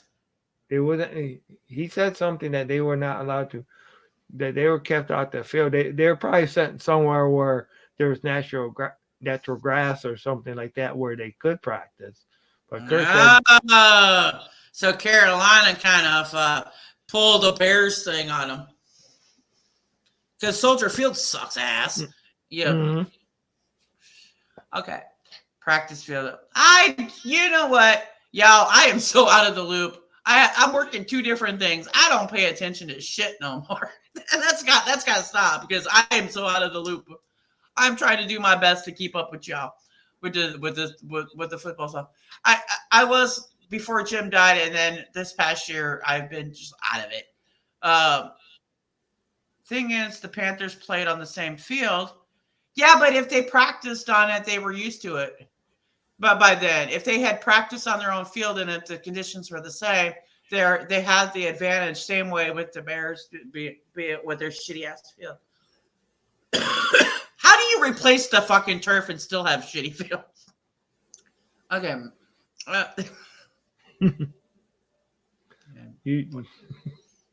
Don't know. Yeah. So yeah, I think what I think is they came in cocky. They either they did not have the right equipment, right, which is possible. I will only give them the benefit that they may not have had the right equipment with cleats. That's why they didn't want to tackle. But to say that you couldn't handle the cold and you couldn't tackle because of the cold is a bunch of B-fucking-S. Okay? You play Lambeau Field. You right. play Chicago outside. The cold should not bother your fucking ass. Okay? Minnesota. Wait, no, Minnesota's a dome. Minnesota's a dome, yeah. Yeah. I was going to say, but there's 2 of the NFC North teams that play outside. Yeah. It's not like you haven't been out in the cold before. And it's worse cold than Carolina cold. I was teasing Kurt on that one. Y'all are bundled up like it's Detroit down there. What the hell? Yeah, you gave him a little bit of crap. That was funny as shit. Yeah. If I could handle the cold, I'm surprised they couldn't. And I'm an old man. Michael Huck, you ain't that old. Come on, Dan. Okay. I think they get paid enough where they should be able to play in snow and rain. You think? Oh, Happy New Year, Perry Ball. I think you're new too. I think you're new too here to Prowl Nation family. I haven't seen you in a while. Either way, Happy New Year and welcome. But yeah, so I'm just thankful that the Lions are a dome team and we don't have to be out in the cold tomorrow. Because that shit would not have happened. That shit would not have happened. I'd have been like, nope, Dr. Detroit, we ain't doing this shit. Nope, no, wait up. I am not a cold. Why am I stuck in Michigan? I have no idea, but I am not a cold weather person.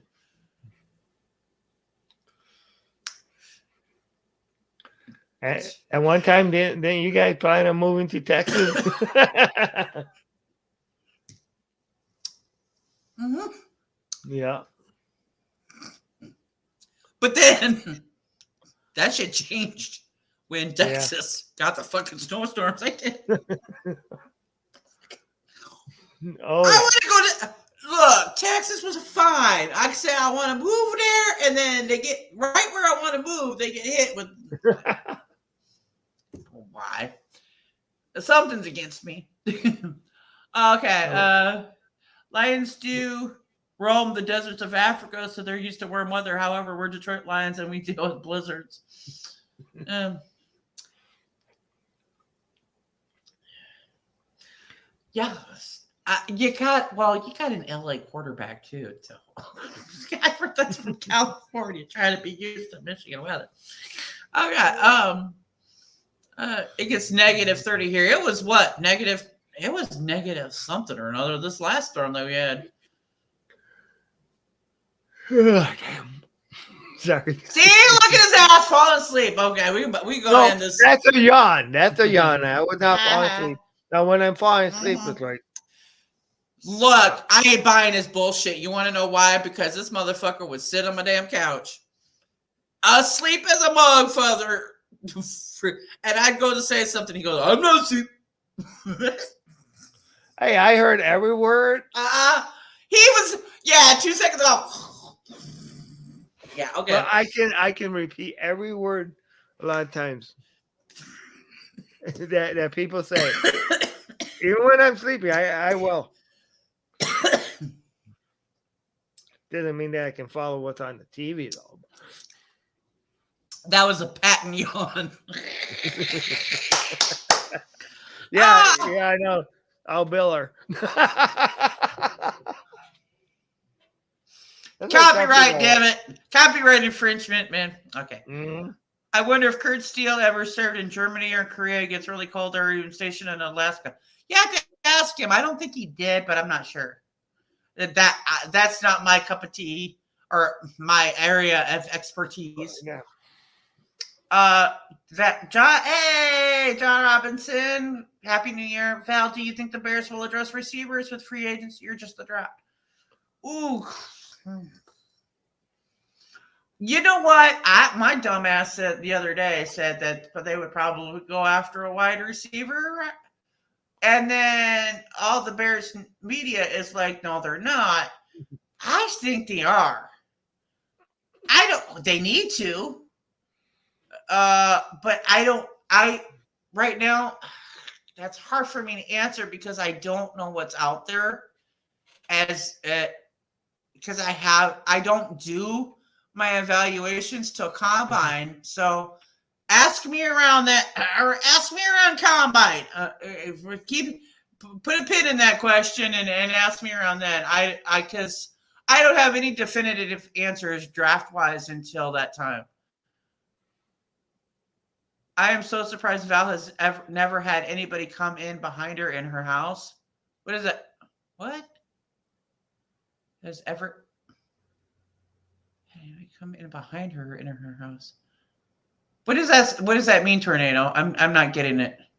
Tim is Rip Van Winkle. Are you mean to like scare me or something? I'm not getting what the statement's referring to.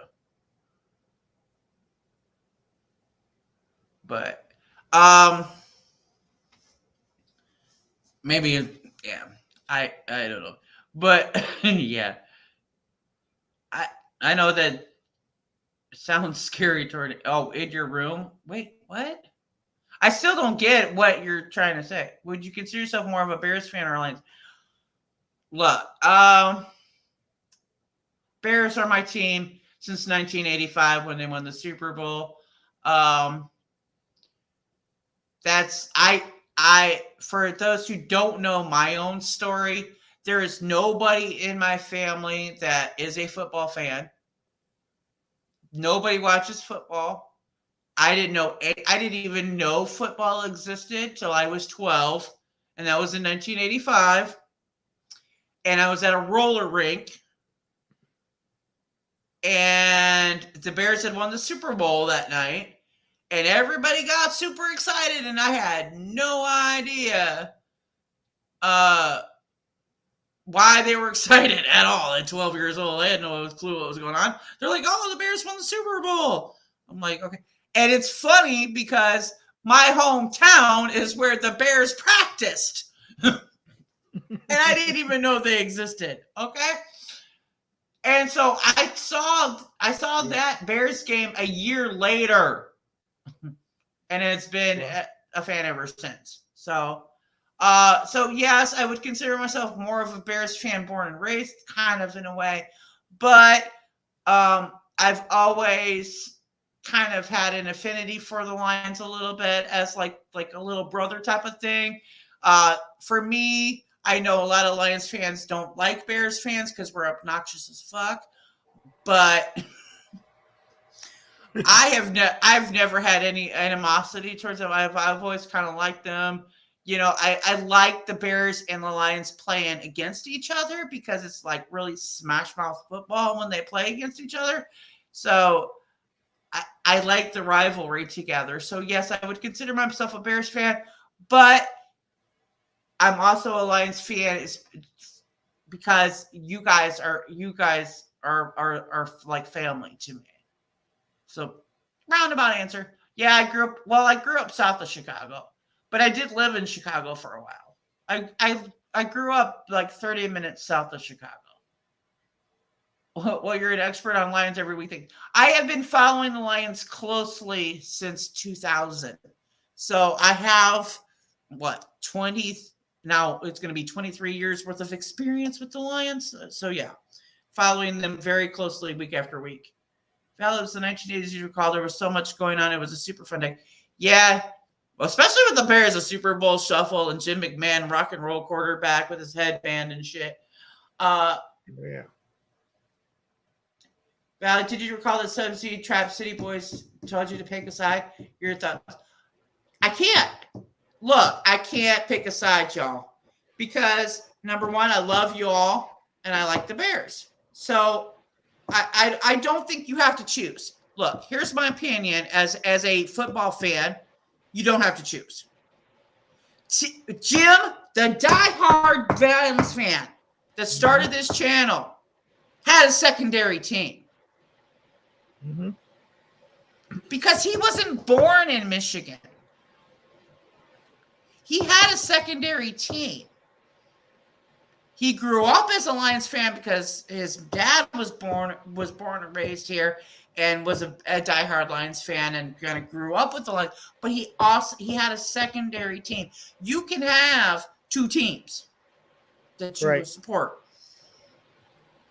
I've never subscribed to the idea that you have to be like all about one team and one team only. No, there are people all the time that are football fans that grew up in one part of the United States and moved to another part of the United States, like Kurt did, and they support two teams. Now, he doesn't support Carolina, but of course, but you see what I'm saying? There are people that support more than one team, and that's cool. You don't have to do that shit.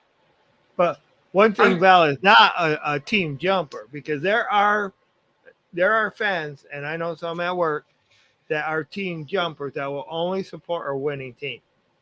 Yeah, I'm not talking about bandwagon fans. I'm not talking about bandwagon fans. So I'm talking about you can support. Mm-hmm. You have a main team, and then you have a secondary team that you really you kind of support when they're not playing your team. Okay. So yeah, I don't think that you have to do it. People can do their fandom in their own way, Granddad. That's true. Exactly. We on top though. Hey, happy New Year's to you. Are you and Jim related? Jim and I were married. We were husband and wife. And Tim is a childhood friend. God, how long were you guys friends? For what? Freaking decades? It's been over 20 years, 30. Actually, it's probably been more like 30 years we were friends. But like Vince and Jim, they had been friends since they were young kids. And I think they're like the same age, Vince and Jim were. I mean, I was a few years older than Jim. Pretty close. Yeah. So I think he was friends with Vince first, and then he was friends. Yeah. Yeah. Because I moved into the neighborhood later, and that's how we became friends. But him and Vince were our friends.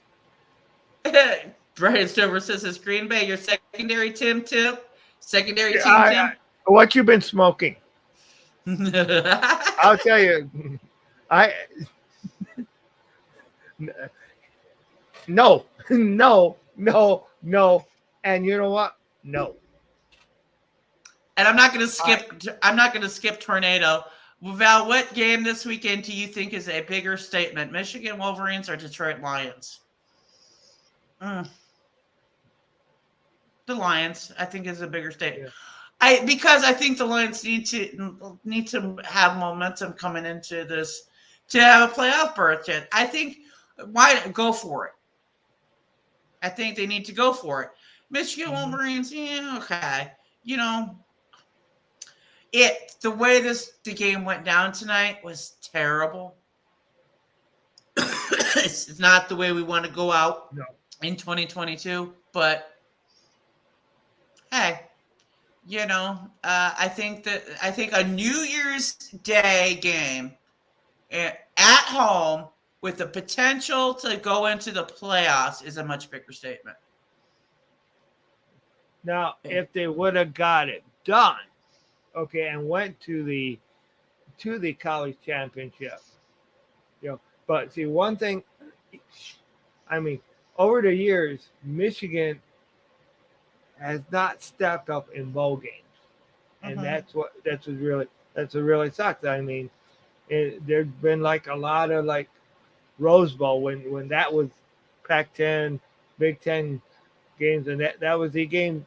They lost a lot of those Rose Bowl games. So that's one thing where they need to concentrate on is getting better in bowl games if they ever want to. I think Jim Harbaugh is digging his own grave here in Michigan for real. Mm-hmm. I wanted to like him so bad. But it's just he's not doing it as a coach. Right, but see, it's been up and down with Jim Harbaugh. I mean, it was down for so long, and then he goes ahead and they get into the playoff last year, go ahead and get killed by Georgia. I mean, absolutely wasn't a game, and then they come in this year, and I mean, actually, they were competing against the team that they just played and stuff like that. They lost to a bunch of frogs. Yeah, it's like a bunch of frogs. How do you get your butt beat by a frog? Yeah, I mean, it's just you got to you got to be able to make those adjustments, and having your game plan. But if your game plan isn't getting things done, you got to adjust to go ahead and actually win. And I think that they were doing that because they jumped up from really far behind in the third quarter, and then I don't know, they were like, we're not going to use the timeout and all of this other stuff, and I'm like, right. Okay. I mean, you're basically making a Hail Mary move that's going to blow up in your face. You could just see it.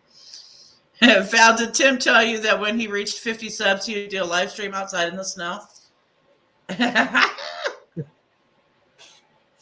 I will. 3 live streams in the snow.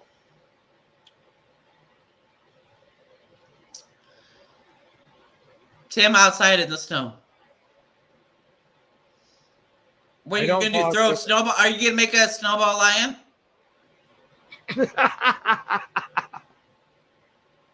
Yeah, instead, Yeah. He's gonna make his own Rory out in the snow. When I was younger, I always loved my Dolphins, but I always hoped the Cowboys, Raiders, and Jets would lose. Just didn't like those guys. So, you guys in the chat, I want you to tell me. You should know this if you follow us. Who was Jim's secondary team? And I'll keep my mouth shut. Yeah, I want to see who pops it up in the chat first. Because if you've been paying attention, you would know who Jim's secondary team was.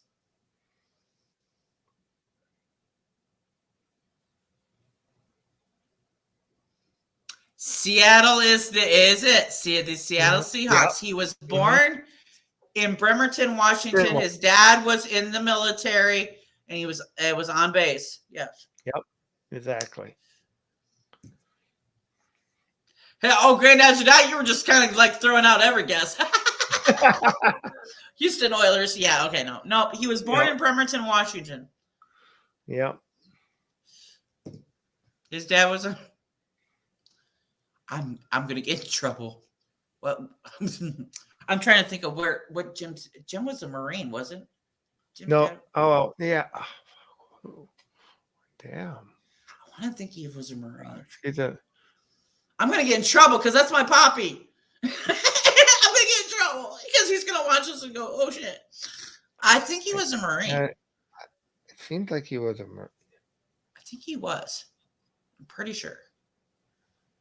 I'm gonna get in trouble, but I think he was. So am I going to get in trouble because I can't. I mean, it seems like I think he was because he was a Marine. Because my brother was a Marine, and actually, you're never.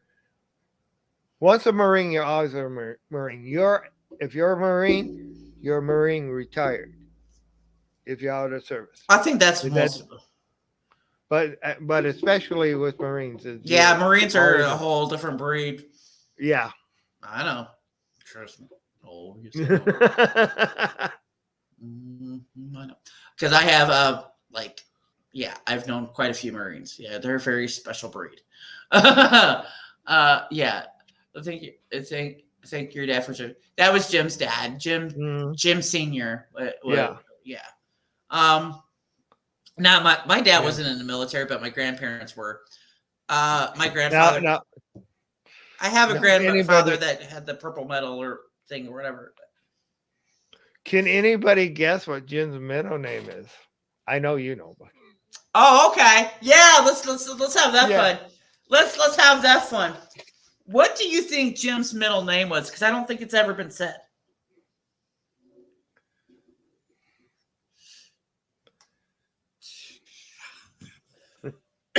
Guys in the chat. Go ahead. I'll let you guys figure that out. I'll give you one hint. It started with an A. That's one hint. Somebody gonna type in asshole in this chat. No. Okay. Okay. So while everybody's guessing that, Tim, what jersey will you wear to the game? I'm gonna wear Calvin Johnson's. You're wearing Calvin Johnson. Yes. What jersey or gear will you wear for the game? I am representing Prowl Nation family with my Iffy jersey. Okay, it will be the Iffy jersey. Prowl Nation, North End Ken was the one that got me that. So I will be representing that with that. As far as the Bears gear, y'all gonna have to just wait and see. I don't even know what we're gonna pull off. Okay, but we gonna do it. Yeah, we got an issue. But the hint was it starts with an A. Yep. Okay. So Keith is not the correct answer, and Andrew is not. Not. I will give you a hint. I'll give since Tim gave you a hint, I will give you a hint. It has the name is similar to a legendary king.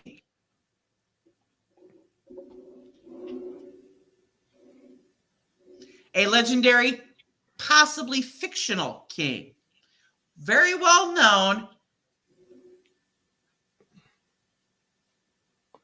That was very well known. That's enough for now. Okay, that's enough. That's enough for now. I mean, because people are to. It's not Alexander. It's not Alexander. Nope. Just let me know when you guys give up. If you guys want to keep playing, go ahead. You need a sun god one. Look, Kurt is trying to get me into a JMO one for real because we got a bet going on. He's trying to jinx this game with JMO. So if you guys don't know that bet, Grandizer got it. Grandizer got it. It is Arthur. Yes, James Arthur Bordeaux. Yes, jab. That's second. Perfect initials for him as. Mm-hmm. Yeah, James Arthur Bordeaux. Yes, Val has that cute furry Bears hat. Look, I'm relying on Vince for Bears gear because I have a couple of things, but it ain't really shit. Okay. I have it. The one Bears jersey I got, my fat ass. I bought that when I was way younger and skinnier. Okay. Yeah. So, yep, it's Arthur. Yep. Mm-hmm. we'll just play this game. Guess everybody's middle name. Okay. Y'all should know mine. Yeah, I said it. I know I said mine. What's mine? And if you need a hint, let me know. I'll give you one hint. It rhymes with my first name.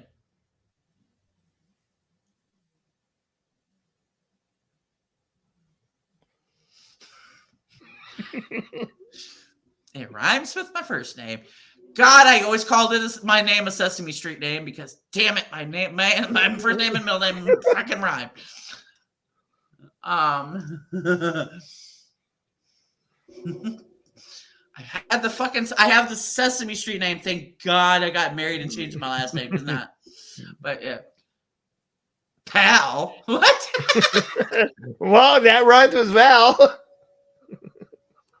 No, my whole Valerie. Okay, I should say Valerie. It rhymes with my full name. Oh, okay, yeah. I think I got. I mean, I actually never really knew your middle name. You did. Can I guess? I did. You may not remember. Okay. But I know I've said it.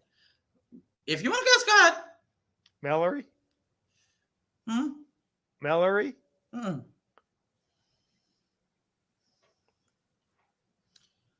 Gallery. Molly.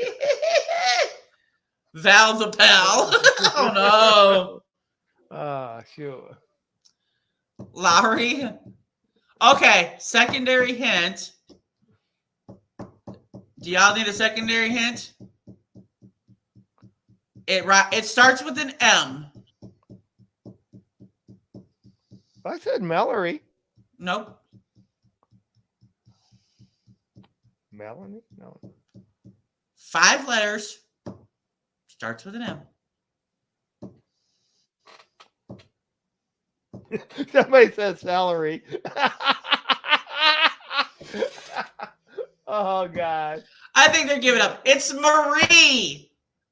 Marie. Oh, so it's part of Valerie Marie. Okay, yeah, but okay.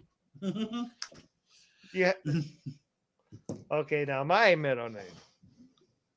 Oh, I don't even know your shit. Fuck. My guess will be my hint will be. It may be closer to you than you think.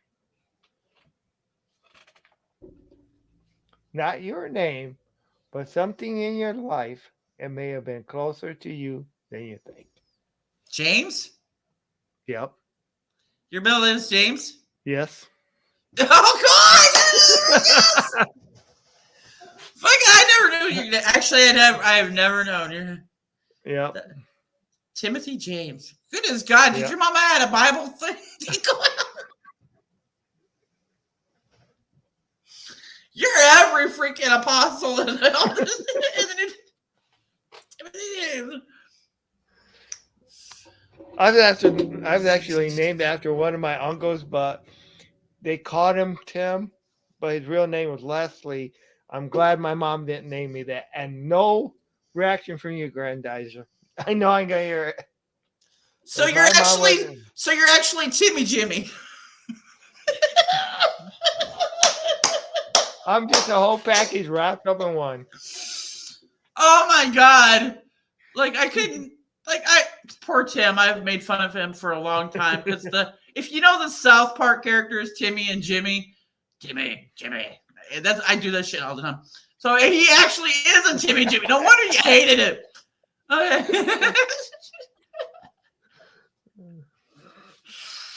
Oh, that's just hilarious. So you both were Jimmys. Oh my God. No wonder I was screwed. Okay.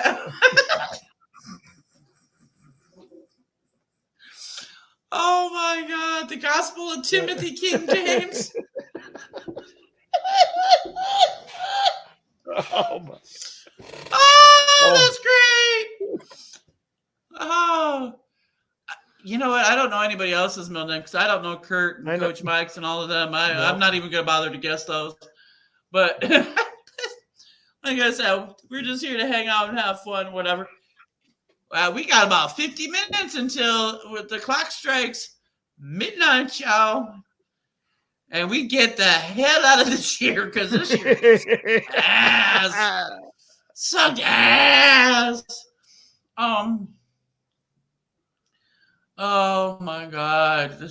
So yeah, wouldn't it be shit if the Lions actually did make the playoffs?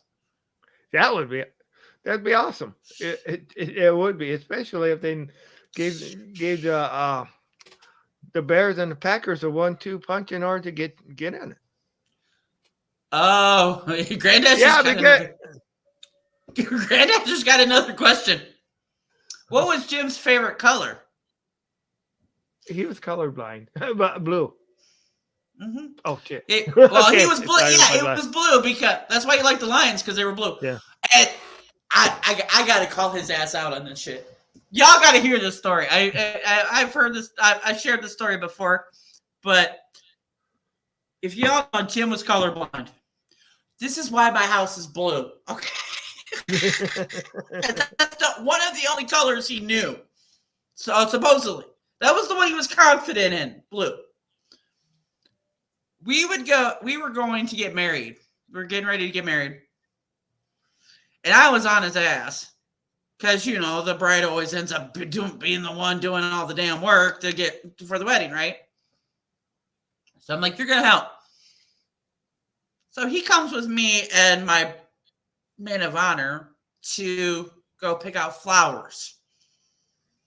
And if you knew Jim was the type of guy that if he had a task, it was just zoom right in on it. I'm gonna solve this problem. I'm gonna make sure I got this shit down. And this poor guy, guy took off like a bull in a china shop in this damn flower shop. He was bound and determined. He was going to get the perfect flowers. I mean, we were going to have a blue and white. Was the colors, because that's what he knows. See, blue and white. Poor dude, comes strutting up to me with these flowers in his hand, just proud as a pea. I mean, his chest is up, man. He's just holding these flowers, coming straight at me. I can see that. And he was like, how about these? Honey, those are purple. And Damn that it. is what they... He was pissed. He was still pissed years later that he got that wrong. He was so damn sure of himself. And I had to burst his bubble. He was so mad at me. Oh. But it was so man, poor guy. But okay, I'd rather see blue than red. So, what is Tim's favorite color? Because I don't know it. Actually, it's blue. It is blue? It is blue. Yep, it's. And everybody's going to try to tell me that my colors are orange and blue, but it's not. Mine's more of like a royal blue or electric blue. Mm. Are fireworks legal there? I don't think they're legal, but people do it. They are legal, but on certain times. Yeah. Because well, they certain certain fireworks are legal. Yeah. Oh yeah, they're shooting more off here too. Yeah, they're more legal here than they are in like Illinois. Illinois didn't have a lot of legal. I actually have two. My favorite color is a color combination. Mine is red and black. Mine is red and black. Uh, I can relate. I'm colorblind too, and my wife and kids make fun of me. Michael Hawk, make. I'm sorry. Look, there's so many things that I made fun of with Jim. Like, okay, because you know, and certain things to make fun of. But I gotta tell, I got another colorblind story for you that doesn't relate to Jim, but you'll like this one. But with Jim, there was another incident. You know when you're driving and you come upon that very lone blinking red light, and sometimes that one lone light is a blinking yellow light, and he couldn't tell the difference between the two of those, and he'd blow through that shit every time.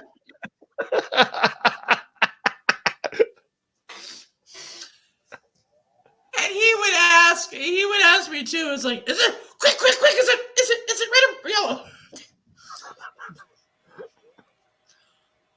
But look, I never did to him what I had a college professor who was colorblind, and he actually told us the story that his wife got mad at him. He would arrange his wardrobe by color. Okay. Oh God. He would have it arranged by color specifically, like in his closet, so he knew how to mix and match his clothes. And his wife got pissed off at him one day and mixed the whole shit up. I know Jim's mom said the way they found out Jim was colorblind was that when he would get dressed for school, some of the matches and stuff, the clothes colors just didn't go. You know, it was purple and blue. So that purple and blue story that you told, he had that problem all his life, you know. Yeah, he did that. He did that with me too. He would ask me, well, certain things, because like it would be like the shades of something, because like he wanted to be perfectly matched. So if does this blue match this blue, you know. But yeah. But yet alone, he was a stickler for detail, you know. So you know that didn't do him any favors, but I mean, he always wanted everything so perfect before he presented it, and so even with that sort of he was very perfectionistic about everything that he did. Yeah, but that just tore his ass up every single time. See, my eyes are weird. Most people don't realize it, but I got. They cannot make glasses for my condition because I have a lazy eye, which most people can't tell, but it only shows up when I'm like really super tired. But I also have astigmatism, and I have one eye that's farsighted and one eye that's nearsighted. She's just all mixed up. So it doesn't affect me unless I'm driving and I have to, like, I can see everything just fine for the most part. It's only when I have to see words, like street signs, because everything, unless they're a big enough font, it's just a complete blur. I don't know what that says. So it's like, are we coming up on the street? I don't fuck if I know. I don't know. You know, but yeah. So that's my everything turns into like a blur that way. But I can see everything else just fine. But you can tell, But yeah.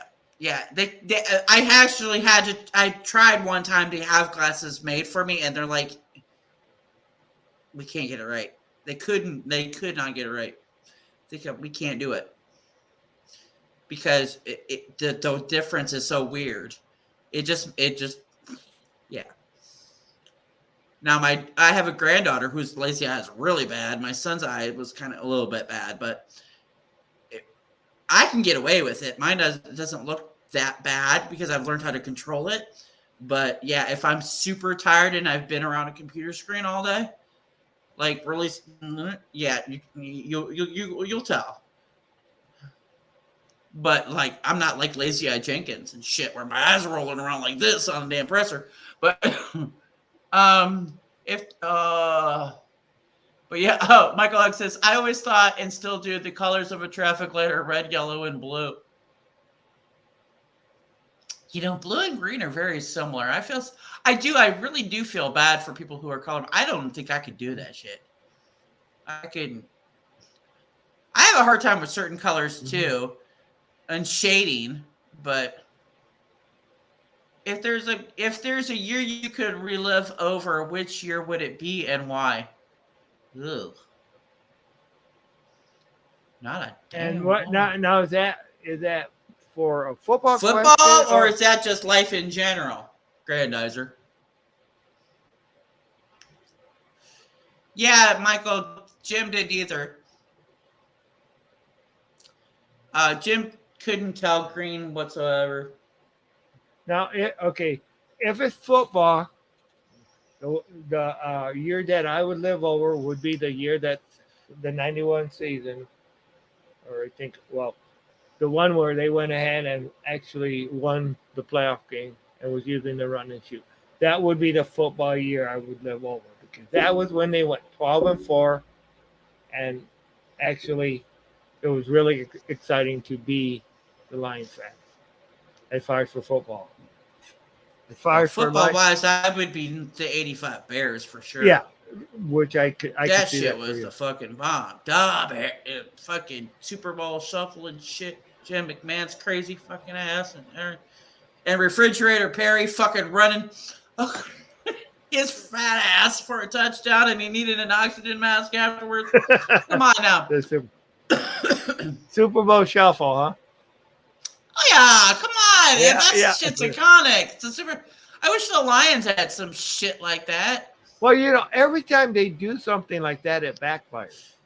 Mm-hmm. Yeah, it's just like when Stafford said, "Oh yeah, you gotta get into some dagger time," and stuff like that. Then things just fall apart, And like we were saying when they did another one bites the dust theme song for their when Billy Sims was around. Once they started playing that, then after they started playing that, they bit their dust. So achieve before you go ahead and then if you're going to go ahead and get like a theme song like that or saying like that, you better be able to back it up, is what I'm saying. Don't let it destroy you. Another thing was like defend the den. Well, go ahead and you don't lose more in your own den when you go ahead and you say defend the den. Mm-hmm. Back it up if you're going to use those sayings. Okay. Granddad says life and football year. Okay. So is there a life year you would live over? One where I didn't go to work all the time. Yeah, bring me back to childhood and shit. Yeah. Right, yeah. Have somebody else pay these damn bills. Oh, gosh. Wow. I cannot really say that there's a particular year I would live over, other than, like I say, it's, more like, the childhood where your worries were less. Mm-hmm. Oh, God, I can't imagine y'all as fucking kids. Oh, my God. I was obnoxious as hell. Well, I was a quiet, shy guy. I was. Yeah, you're still quiet and shy for the most part, too. I was a totally different person as a kid than I am now. Like, I'm like Medea now, and I was like the happiest, stupidest kid on the planet, man. I swear to God. I'm still obnoxious, I think. Yeah. But still. So, Grandizer 12, what's yours? Yeah, share yours. Yeah. I know that there is a sports moment that I would love to live with. We had a shit ton blast with that game.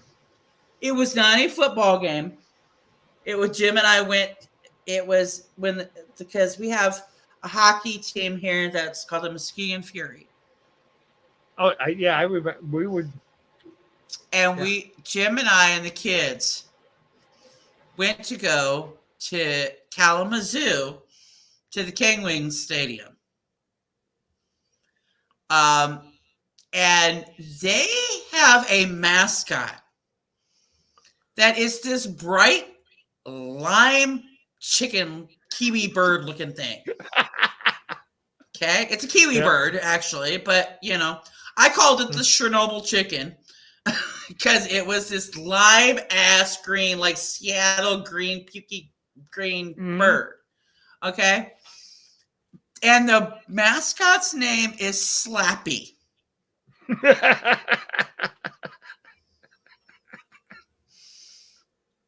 Okay. Now, if you know anything about hockey and like hockey games, they have the pucks, but they also have these little balls, right? That you can use your hockey stick with, like for kids. Okay. Jim and I were at this game with the kids, and here comes this damn Chernobyl chicken out with this like little like kid's car coming out on the ice and shit, driving and being stupid and shit. The announcers over the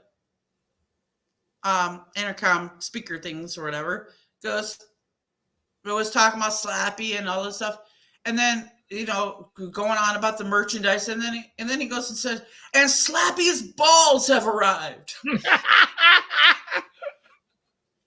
And we never saw Slappy again after that. Like, he went to go play with his balls in the background. And the kids even caught that, and we were just dying the whole entire game about Slappy's balls arriving. It was. I wish I could. I had it. I packed up that we did buy a little Slappy, but I packed it up. I think I gave it to Jim's dad, but I wish I could have showed you what it looked like. But yeah, look up Slappy from the Kalamazoo K-Wings. Oh, that is like the most frightening mascot I ever seen outside of Carolina Panthers thing in a bunny suit. That was scary. They stuffed a panther face in that goddamn pink bunny suit. Kurt's on. Hey, Kurt! Happy New Year! We gotta guess. What's your middle name? Yeah, we gotta guess Kurt's middle name since he's on. We're gonna guess Kurt's middle name. Tim, what do you think Kurt's middle name is? Oh. Well, it's not Crazy Kurt, so I'm going to say Kurt Ralph. Still. Curtis Ralph. Really? Kurt, no. Curtis Ruffy still.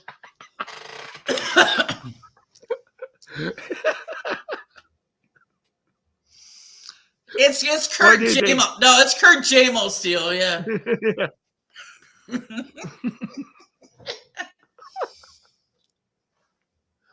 So it's okay, because Kurt probably doesn't want to reveal his middle name. You don't have to if you don't want to. We were just playing that game earlier. You kind of missed out. Yeah, we did it. Yeah. We're just sitting here talking smack.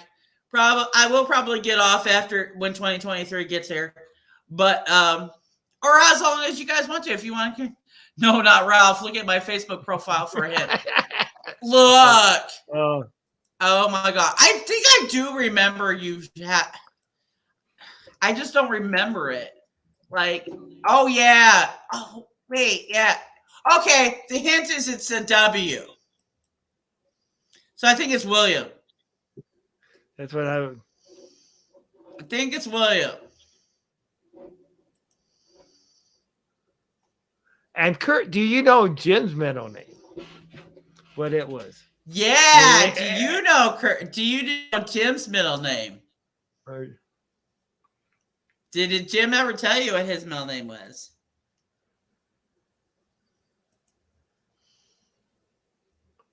Walter? Don't make me call Kurt Walter.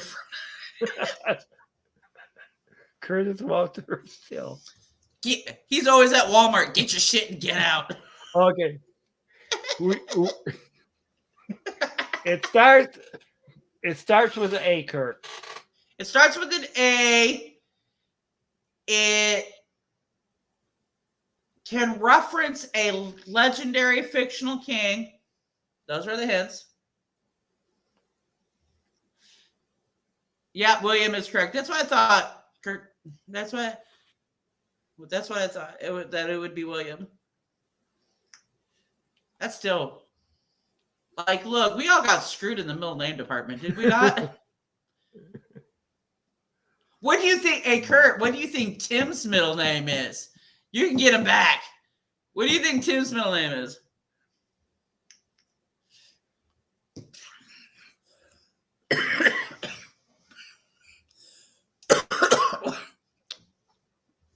We'll give you a hint. Yeah.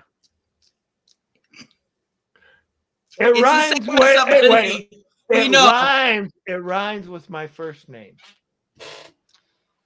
It does not rhyme with your first name. The first part of it does. If you look at it. No, that's the joke part of it. No, it isn't. Yeah, but it.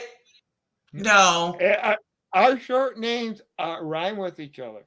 The short names.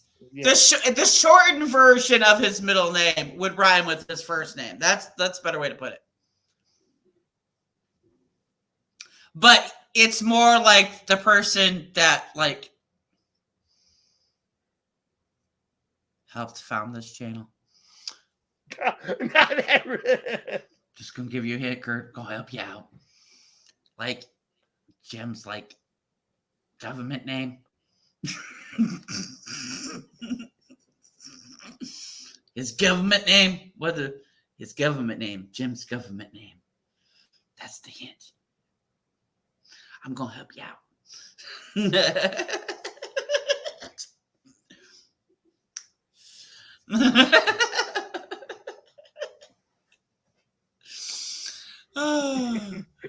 We can't get at that. I mean, that's a package all wrapped up. Well, I gotta be fair. Kurt came in late. Okay. Yeah, I know. I gotta give him the benefit of that. I gotta give him a little extra help. But Ralph, I don't know how you can. Where did Ralph come up from? It just popped in my head. He does not look like Ralph. It was just a crazy thing that popped in my head. I mean, it would have been funny as heck if it was right, though, right? Right. I mean, it wasn't, but it would have been funny. Do you know Vince's middle name? Yes, I do. It can be just some blank. Some blank.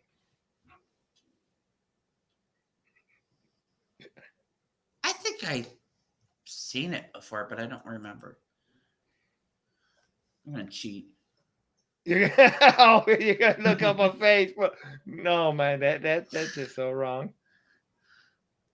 Our cousin Vinny. He don't have it on there, damn it. You're gonna cheat me out.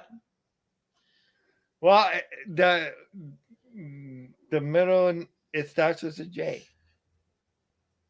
He's not James too, is he? Nope. John? But it can be just a ordinary blank. Oh, Joe. Joseph. Vincent. God, he got screwed in the middle name department too. Damn. What about the first and shit? What about the first name? Look at Vincent. I know, right? I know. Vincent Price, Right, My cousin Vinny. Yep. And he reminds you of my cousin Vinny too. Yeah, he does. Oh God, I will never forget that day when we were oh my God, Vince was doing everything he could to irritate the crap out of Jim on purpose. They love to terrorize each other. Oh yeah. he could just turn that little screw tighter, yeah. And Vince was going on and on and on about like killing stuff for DNR and stuff, like the Department of Natural Resources. And Jim wasn't having none of that stuff. He was, oh no, you can't do that. And like Vince had me for like 5 minutes in this argument, like, and then I realized he was fucking with him, and I'm just dying laughing because Jim got all serious. Like, you were gonna kick his butt.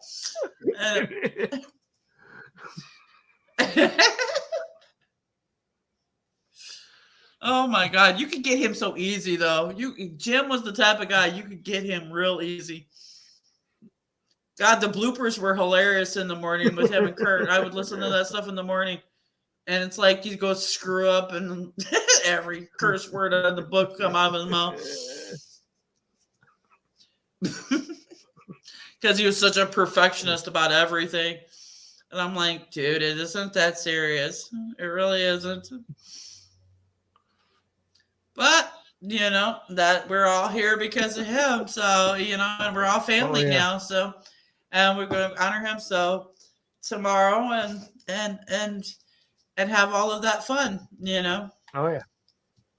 So that's why I shared the video on our channel so that you guys, kids, who don't know him, can get to know a little bit about him and kind of see his personality. And you can always go back and watch all of the stuff from years ago.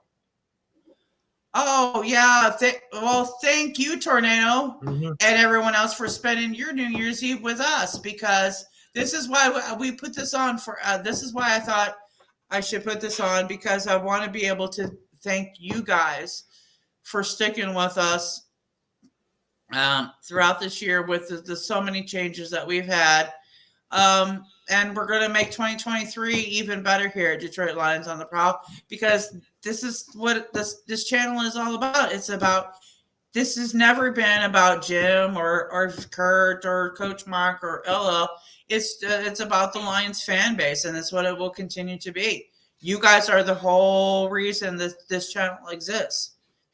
Jim started this channel a lot too, because he would go to other YouTube content creators right before the channel got started, and like he would try to talk to the creators and stuff in the chats. And if you probably have the same experience where you go to different chats and they don't acknowledge your existence, answer your questions, none of that stuff. And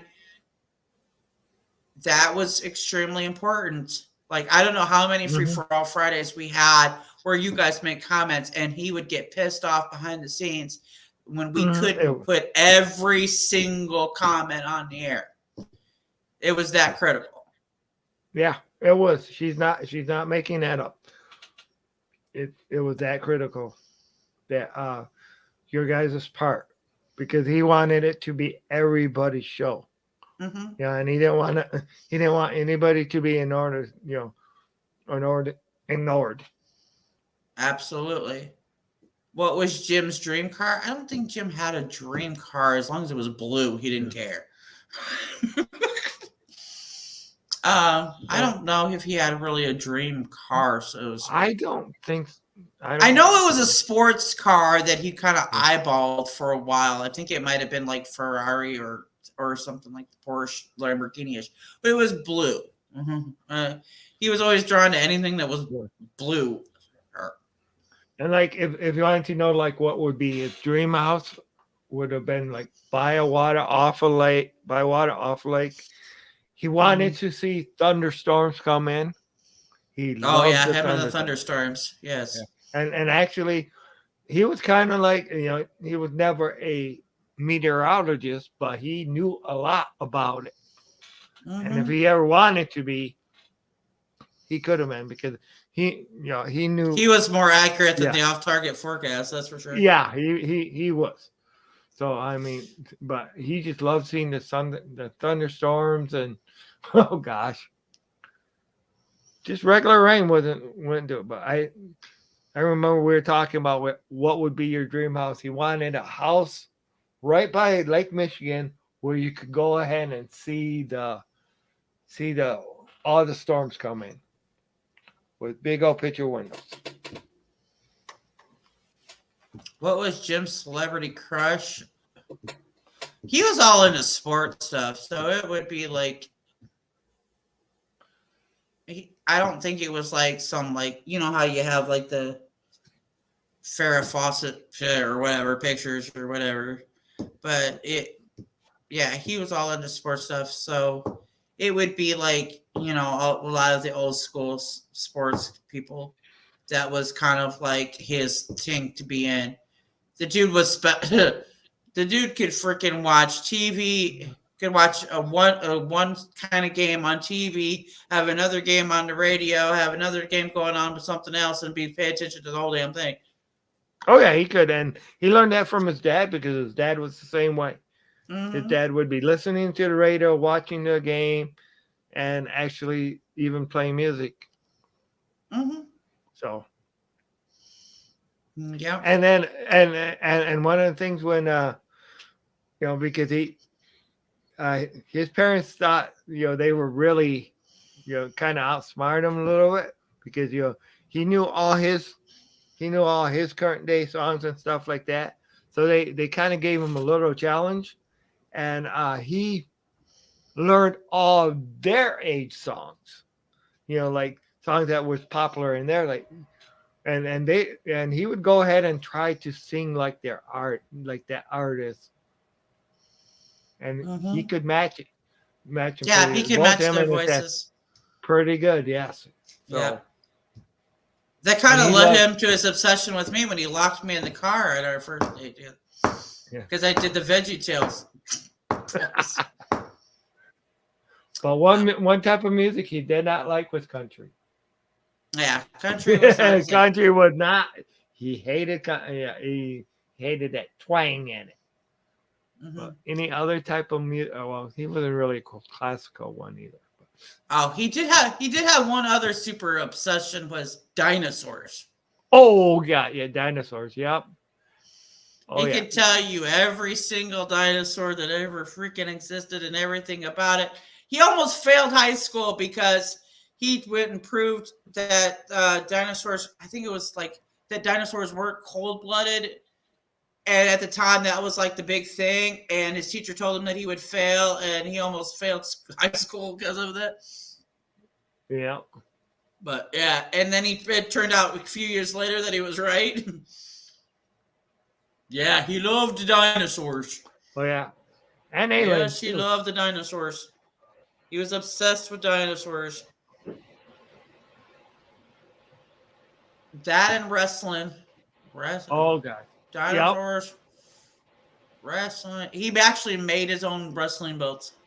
Yep. And he actually had, he had the idea, but just didn't know how to do it before even Vince McMahon did. He had the idea action figures, the wrestling figures. Mm-hmm. Yep. Yep. He actually came up with the concept for the wrestling. And he was like 15 years old. But him and his parents didn't know how to go ahead and get it to market or anything like that. Because he got that idea from because G.I. Joe and stuff like that. That's where he ended up getting that idea from. And he said it would be cool because he loved, like you said, he loved wrestling. And Val, do you know why he loved wrestling? Why? I don't know if my answer the reason he loved wrestling was because he used to like those monster movies. And a lot of the wrestling room, a lot of the wrestling moves reminding him of when Godzilla would wrestle the different monsters. And him and Godzilla. Oh my gosh. Yeah, he had a thing with Godzilla. I had to watch those cheesy movies. I'm like, dude. Even the Blue Oyster Cult song, the Godzilla song, I was like, come on. It was not, I could deal with that. There's one song, and it was a Christian song that he would always play that none of us could stand. That Fresh Fish song. Oh. God, I hate it. So, yeah, okay, I agree. I did not like that for. Oh man. Oh gosh. God, that was. Well, and he liked all those weird. He liked anything that Well, was Weird Al was weird. cool, but Yeah, that I know, Fresh but I Fish mean, song was I the know, dumbest thing I've ever heard in I my know, entire but life. yeah, but he liked all those different parodies, and like I mean, like Dr. Demento. Oh yeah, but Dr. Oh, he Demento's loved. No, cool. I know, but I'm just saying that that's just giving them the types of different things that he liked. But then he was like Christian music. He was like Yeah, hard he liked all rock. He kinds was, of music yeah, except for. But yeah, but there were except country. some songs that were country that he liked though, but he would swear up and down they weren't. Yeah, Yeah, he would swear up and down they weren't country, but we all know that they were country. right. Yeah. No, we were talking about dinosaurs here, right? But that's why he got into wrestling was because of Godzilla and the other monster dinosaur type of things. But yeah. We're talking about everything. We're talking about everything. Yeah, I mean, the we're overgrown actually lizard known as Godzilla. Okay. Yeah. Yeah. When are your draft shows going to start? During the draft, we every year we have always made it a thing that every year we are live during the draft the entire time that the draft is live. So all 3-4 days, whatever it ends up being, we are live each of those days. About the third day, you guys are just about ready to give up. And we are live throughout the entire draft. As they are drafting players, we are live on YouTube. Johnny Sacco and the Flying Robot. I don't remember that. What the hell is that? I'm not a dude, so I don't know what that is. What is Johnny Sacco and the Flying Robot? I don't know. Google it. Do I want to? I'm afraid when people bring up stuff. Because, like, they get me. Johnny's Giant Robo? Oh, Johnny Socko and the Flying Robot. Okay. Wait, that's not the thing. Johnny Socko and I don't know what that. I still don't know what that is. This got to be some anime thing or something. I don't know. I never heard of this. It looks like a Mighty Morphin Power Ranger in anime or some shit. Yeah, it is manga. Oh, it's manga. Yeah, it is. So same damn thing. Okay. Oh yeah. Oh no, he was specifically like Godzilla, Mothra. I mean, the old school, cheesy ass B-rated. And like the that Godzilla, the one that Matthew Broderick was in, he did not like that Godzilla one. Which one? Oh, that was really 1985, I think. Or that one that Godzilla, where Godzilla was just one sex and he was in New York City and stuff like that. He said that didn't look like Godzilla at all. He didn't like it. It was yeah.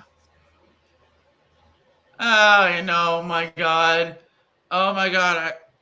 I remember when we went to the dinosaur exhibits and stuff, and he was trying to make it to where like the kids we were taking photos like the kids were getting eaten by him and stuff.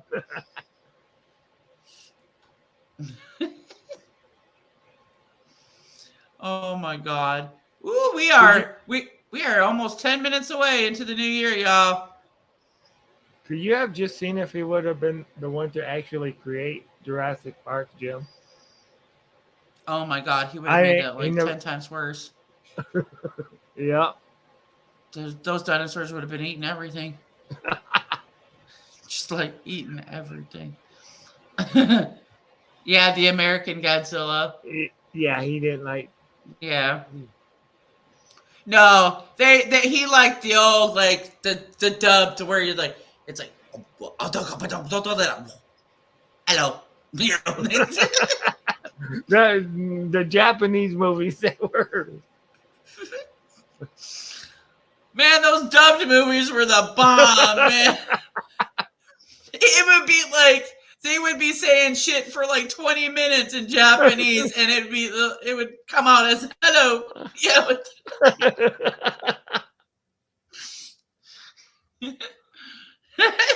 What?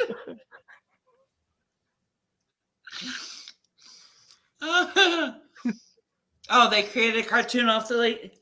I see. I was not into Godzilla when I was a kid, and I suffered through it. But I I mean, remember. I do remember them creating a cartoon. oh my Oh god, God! I was And more Godzilla. obnoxious. Like, I was into the like the 80s cartoons and stuff when I was little because we weren't allowed in my house. Like in my family, like all the kids were never allowed to watch TV unless it was like the after school special or after that remember the after school special Oh God! Yeah. where they would try to like do like it was like the Hallmark movie for kids where they were trying to teach you how to like don't do drugs, kids, and all this other shit, or it and Saturday morning cartoons. So that's all I knew. And I was obnoxious, okay, because like I had this thing for the Mickey Mouse. My youngest brother is 9 years older than me. So like when I was 9, he was 18. And we had rooms next to each other. So I had like the Mickey Mouse Club and stuff. Remember that shit? Well, they had a show back then today where it was Jazzercise. Oh God. So my butt would be up at like 5 a.m. running up and down the hallway. Mickey Mouse Jazzercise! Until my brother punched me in the face. Open the door, punch me in the face, and close the door and go back to sleep. I'd be going.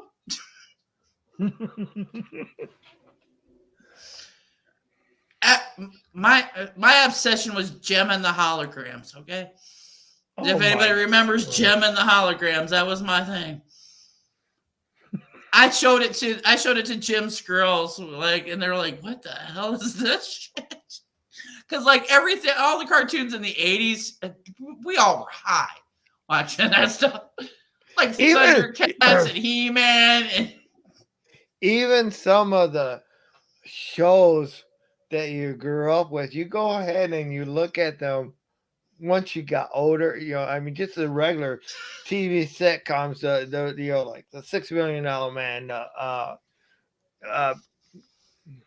Kid, Charlie's Angels, all those shows. You look at some of those things and you thought, I like that. What was I thinking? But you can't. But the hill I will die on with the 80s is the Wonder Woman of the 80s kicks Gal Gadot's ass. Linda Carter is the one and only Wonder Woman. Fuck Gal Gadot. Fuck that shit. Because Wonder Woman was my thing, man. Wonder Woman was my girl. Linda Carter, she rocked that shit. Gal Gadot is not a Wonder Woman. But probably about the worst Incredible Hulk with Lou Ferrigno. Oh, he was cool. I know, but that, I mean, come on.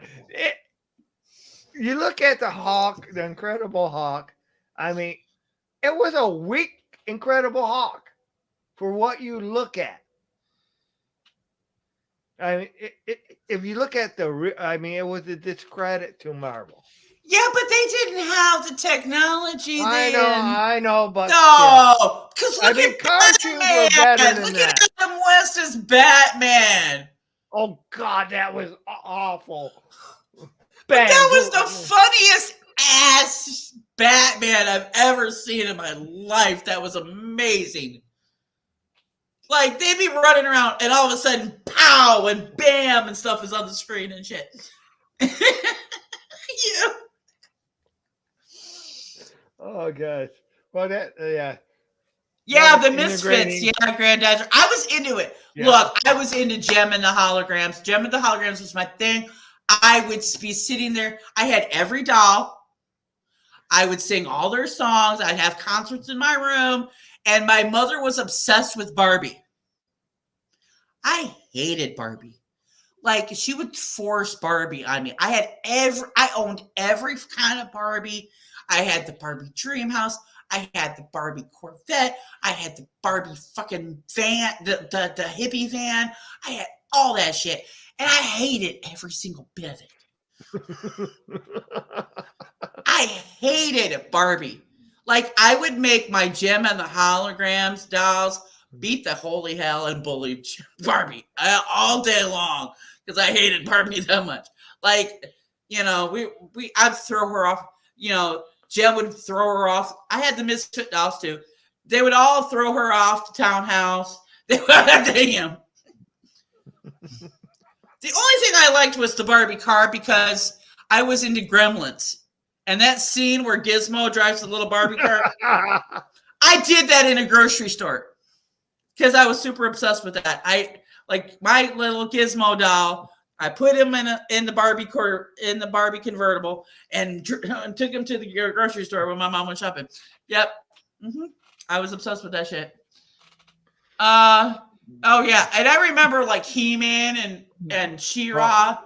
Like, Skeletor was hilarious as shit. Masters of the Universe. Masters of the Strawberry Shortcake fan. Yep. I had the Strawberry Shortcake dolls.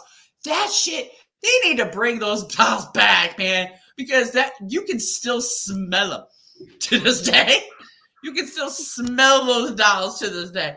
The one doll they never, never, ever need to bring back from the 80s is that damn Cabbage Patch doll. That is the creepiest thing on the planet. Like, I would rather have the gremlin in water, like, than have a Cabbage Patch doll. Because that shit was, yeah. Oh, but there was some boy cartoons that was like the pole position. That shit. Speed Racer. Oh my God, Speed Racer. Oh. Speed Racer, go, Speed Racer. Yeah. Oh, geez. Oh, yeah. Now, my brother was my older brother. He was a cartoon freak like crazy.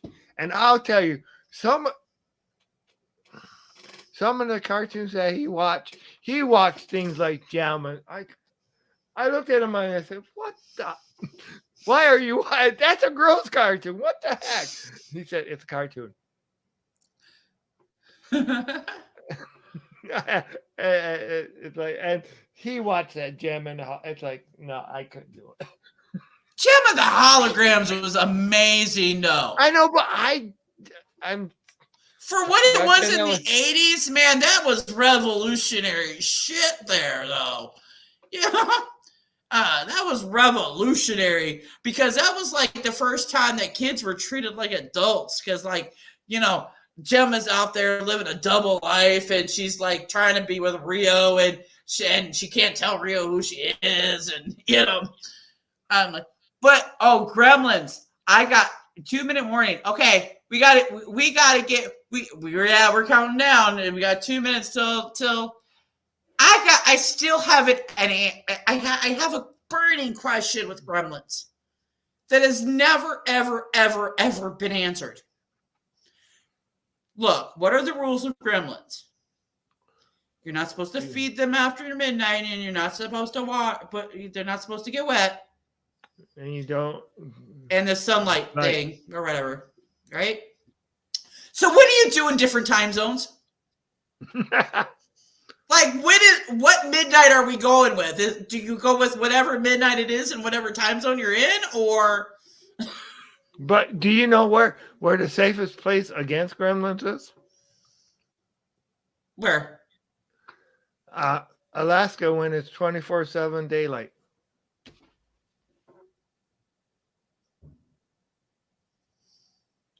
Now, of course, when it's 24/7. Yeah, but you can't feed them after midnight, though. It didn't say it had to be dark. It was no, but the light hurt them too. So the safest place against gremlins. Oh yeah. Would be, but the worst place would be when it's 24 hours dark. And it is 2023 according to my time. It is officially midnight. Happy New Year! It is game day, baby. Yeah, and I'm still wired. Yes. I don't know how Tim is, but we're gonna have to get this game. We're gonna have to get this live eventually, so Tim can get some sleep because his ass has got to be at my house at 7 a.m. Mm-hmm.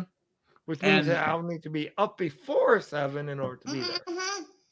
But Happy New Year's, everybody! I do. It's been fun reminiscing. Not only talking sports, but we've been reminiscing. That's for sure. So I set Lioness Lair, guys, for 9 o'clock tonight.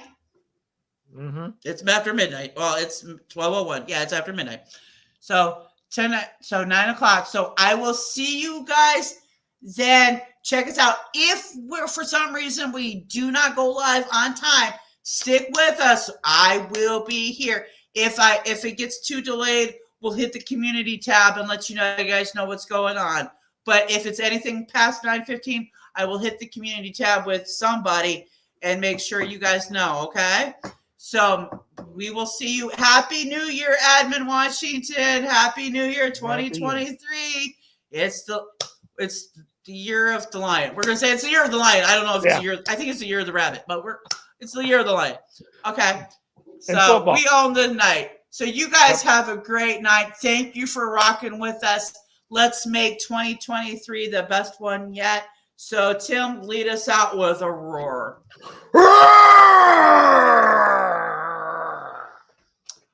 We love you, Jim.